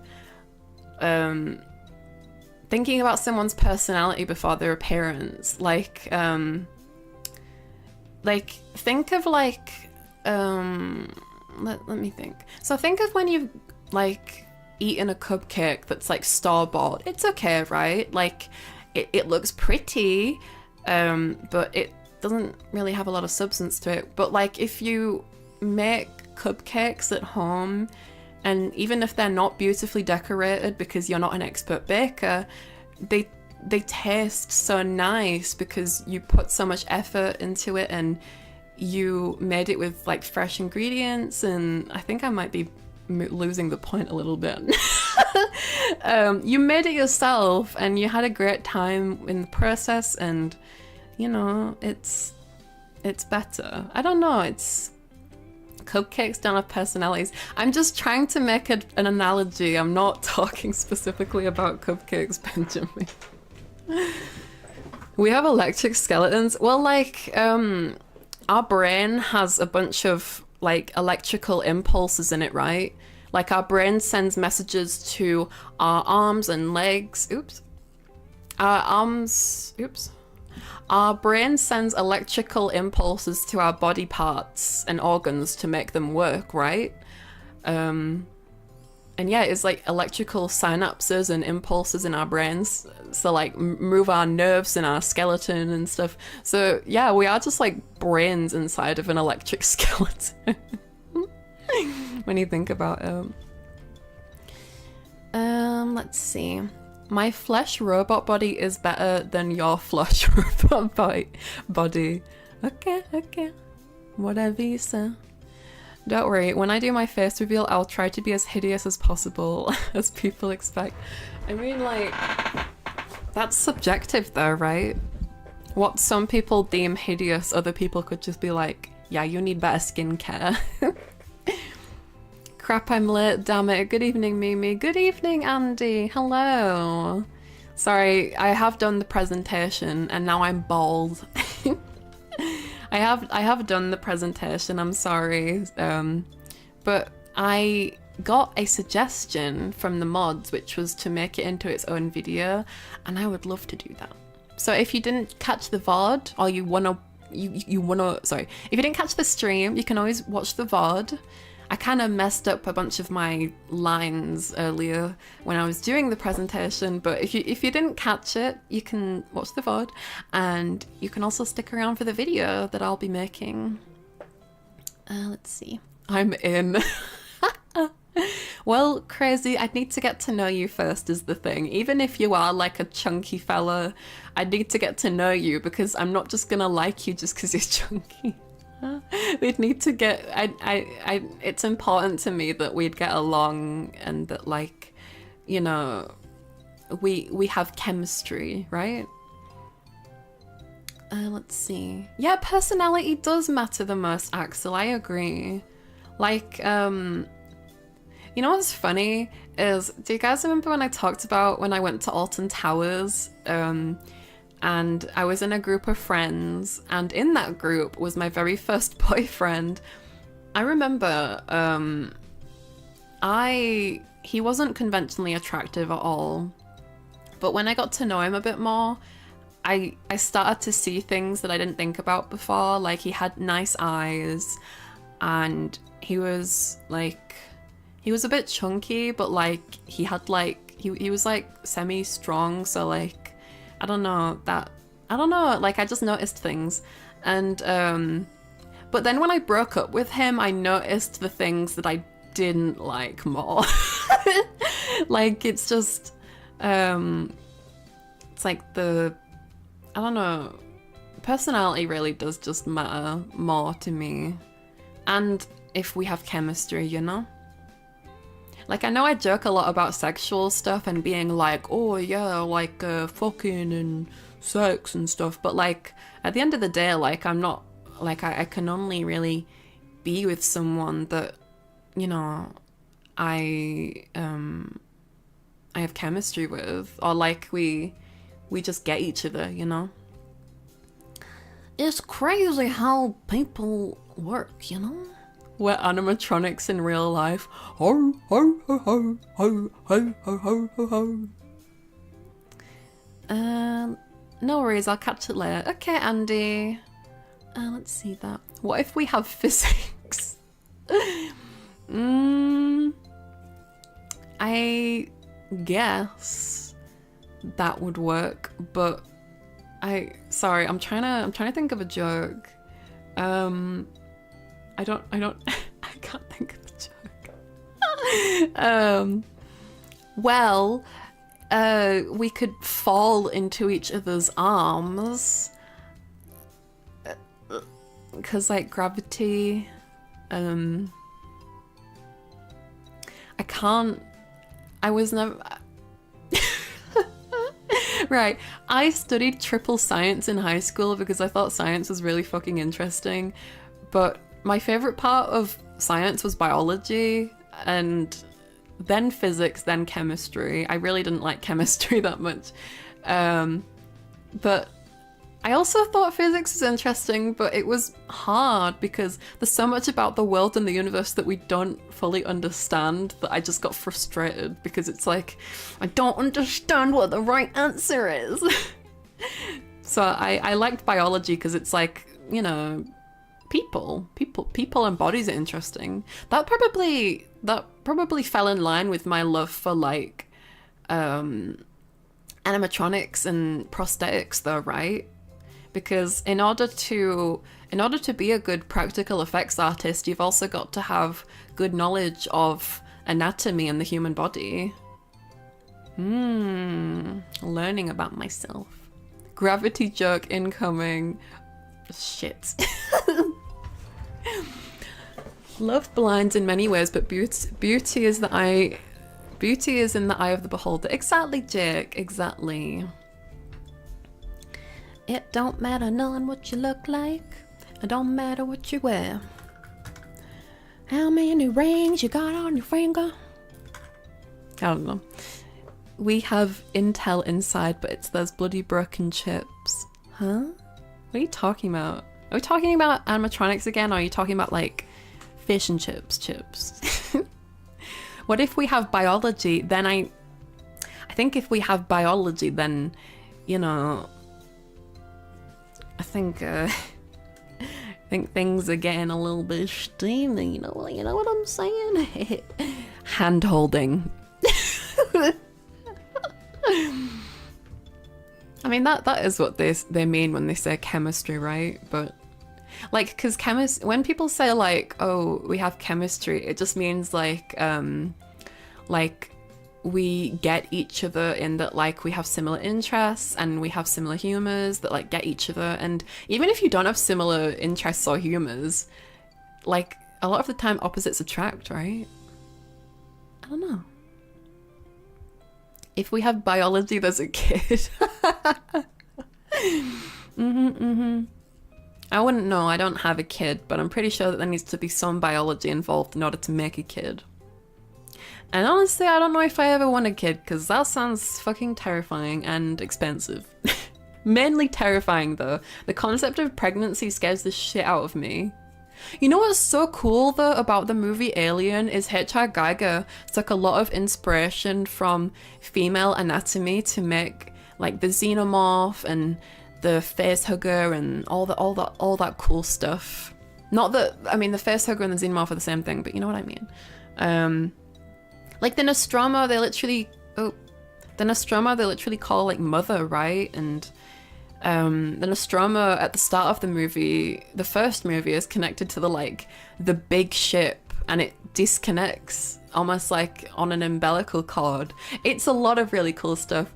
And in the second movie, we even get like the alien queen giving birth, and it's like in the third one in Resurrection she like gives birth too, and it's like, oh, it's scary and looks so painful, and no, I don't like it. I don't want to give birth. No, thank you. I will happily adopt, because, you know, there are too many kids in this world that need a happy home. And I grew up reading Tracy Beaker. So I would rather adopt a child than give birth to another baby that, you know, doesn't want to be in the world. I'd rather take care of a child that's already in the world. You could become a cat lady. I don't want to become a cat lady. You know how I mentioned that my mum and my dad are both psychos, and my mum is the crazy cat lady? Because my mum is the crazy cat lady and a psychopath. I know never to know. Sorry, let me start that again. I know never to go down that path because I was raised by a crazy cat lady, and it was so depressing. I never want to be a hoarder. Like, I try so hard to clear through my stuff. I don't ever want to be a crazy cat lady. And my mum also had like 4 kids with 3 separate dads, because she didn't really care. She didn't like use protection or care about the consequences of being with these people, like being with these dads or anything. Like, she didn't love them or anything. She just was having kids. But start with a pet rock. If it survives, you can move to plants. Yeah, honestly, if you can get plants to survive, then sure, move on to a kid. But like, start with a rock, then start with a plant, and then if you do fine with that, move on to a pet if you so wish. And then if you do well with that, then move on to a baby. Not that I encourage people to just buy animals to practice, but I don't know. Yeah, a lot of phallic imagery too, really? If you mean like the shape of the xenomorph's head as an example, then sure. Can you adopt me, mummy? No. That is uncomfortable. I'm fine being like your older sister, but I don't want to adopt you. But it's awkward though, because like I'm only an older sister to one of my relatives, like my little brother. So I do have experience being an older sister, but like to one dude. Not like a whole community of people. That is too much dadception. Yeah, so my little brother and me are from the same dad, and then my older sister is from a different dad, and then my older brother is from a different dad. So my little brother is my full brother, but my older sister and my older brother are they're my like half sister and half brother. I never thought about it like that though, honestly. I just thought about how they're family, right? It doesn't matter.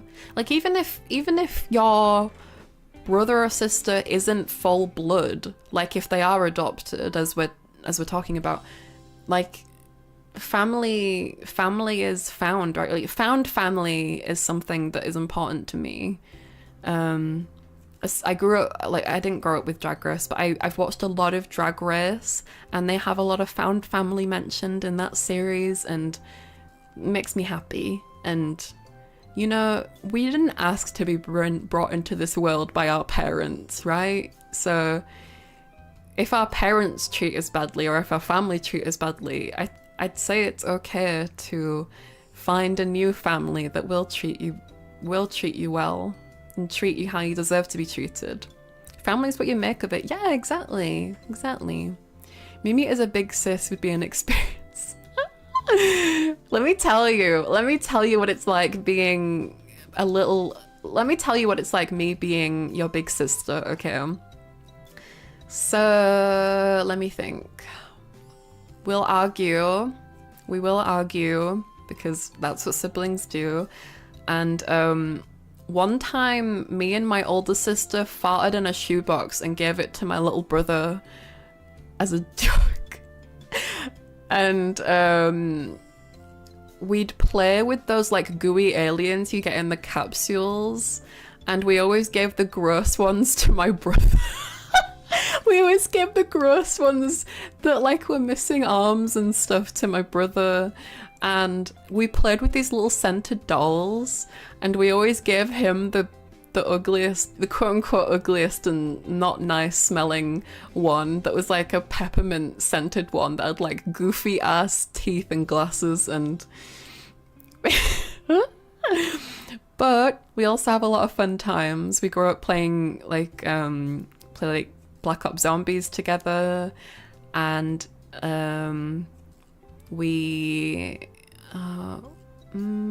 also I quote unquote borrowed my brother's game of Pokemon Mystery Dungeon, and I thought I made a new save because I've always been technologically illiterate, right? But when I was a kid, it was tenfold because I didn't even have internet or anything, or I don't know. I was a very bored child, but I thought I made a new save on my brother's Pokemon Mystery Dungeon Game Boy game, but I restarted the game accidentally, it seems, because my brother was so upset at me that he stole my Nintendo DS game that I was playing. That was like it was like a horse game. It was like a horse game where you own like a ranch of horses. It's basically like Nintendogs, but for horses. You have like these horses that you take care of and groom, and you call them names. And I went on the horse game one day after that incident, and all my horses were gone, and there was just one horse called Ben, because my brother really liked Ben 10. That was his revenge for me deleting his save. Mods ban Mimi, you're a monster. I didn't mean to. I promise I didn't mean to. I just wanted to play it as well. I thought I made a different save.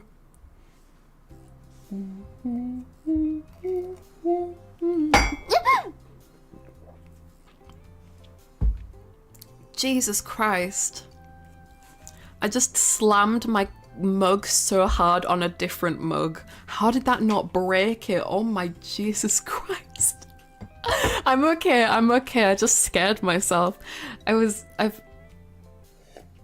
finished up the water from my mug, and then I had a tea earlier in a separate mug, in my baldy mug specifically. Sorry, I didn't mean to wink. And I dropped the mug down onto the other mug, and it was so loud. Minus 15 HP. Yeah, you see this, you hear that noise, and then this just happens. Give me a sec. So you hear the crashing noise, and this happens. That's like a video game thing, right? Like when a character gets injured, they like flash themselves for a couple of seconds. Mimi now has 85 HP. Will you fight? Will you use an item? Real. Yeah. The damage tick. Yeah, I don't know what you call that, but yeah, if I'm like, oh, and I get hit by something. I tried to sound like one of the Mario stompers, you know, that like squash you. As long as you don't disintegrate into pixels, you're fine. You know, I've never played a Zelda game, but I was thinking of playing that one game. It's called I can't remember, but it has cutscenes that are like made in MS Paint. And the MS Paint scenes are so weird, and I kind of want to play it just for that, because it's like it's so weird. Would you guys want to see? I mean, I can't promise I'd play it anytime soon, but like, I don't know. Ocarina of Time? No, I don't think that's it. Let me have a look real quick. Bring, bring, bring, bring, bring, bring, bring, bring, bring,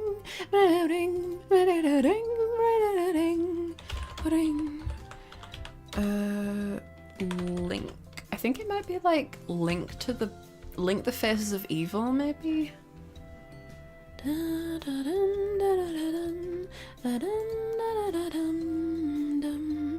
Yeah, Link the Faces of Evil. The cutscenes are like made in MS Paint and they they look so uncanny. Like Link's on the magic carpet and his fingers are really long and it looks so weird. So funny. Roblox oof sound. Yeah, hold on. Let me get out a sound effect. Bing, bing, bing, bing, bing. Oof. Yeah, so where is it? Oh, is it under Roblox? Roblox oof, yeah. So did that work? Did that work? Wait, hold on.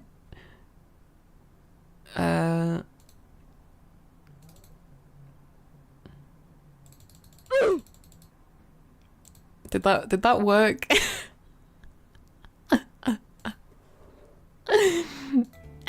It worked. I'm all about that immersion. Am I right? That's why I keep saying things out of character, like my IRL body. I'm really good at immersion, guys. Come on. Close enough. Okay, I'll take that. I'll take that. Wand of Gammel. Oh my god, there's so many names of Link games.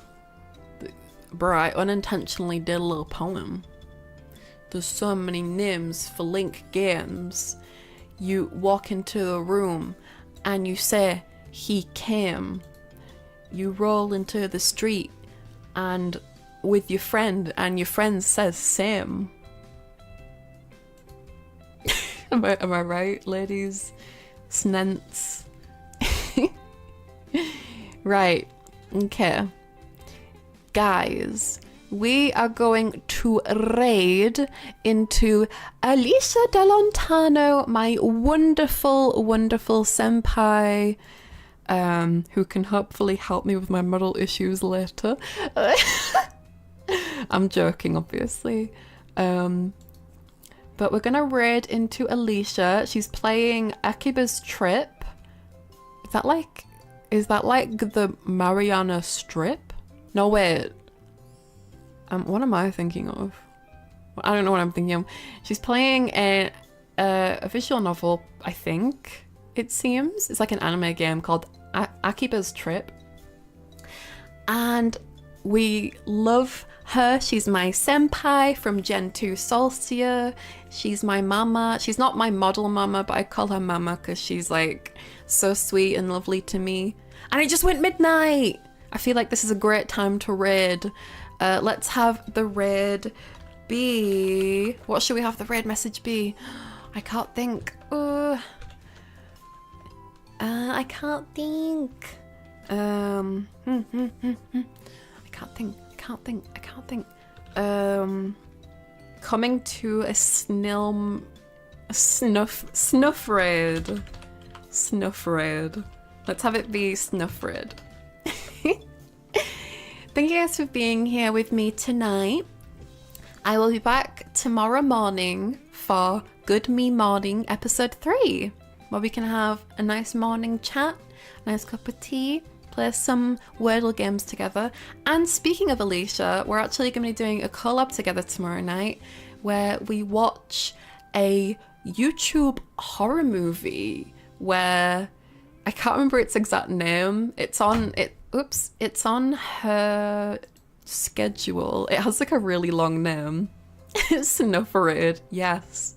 Snail scuff, snail scuff, snail scuff.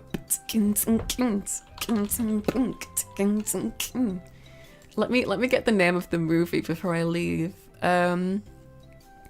Yeah, so on Wednesday, aka tomorrow night, I'm going to be watching The Horribly Slow Murderer with the Extremely Inefficient Weapon by Richard Gale on YouTube with Alicia at 9 p.m. GMT.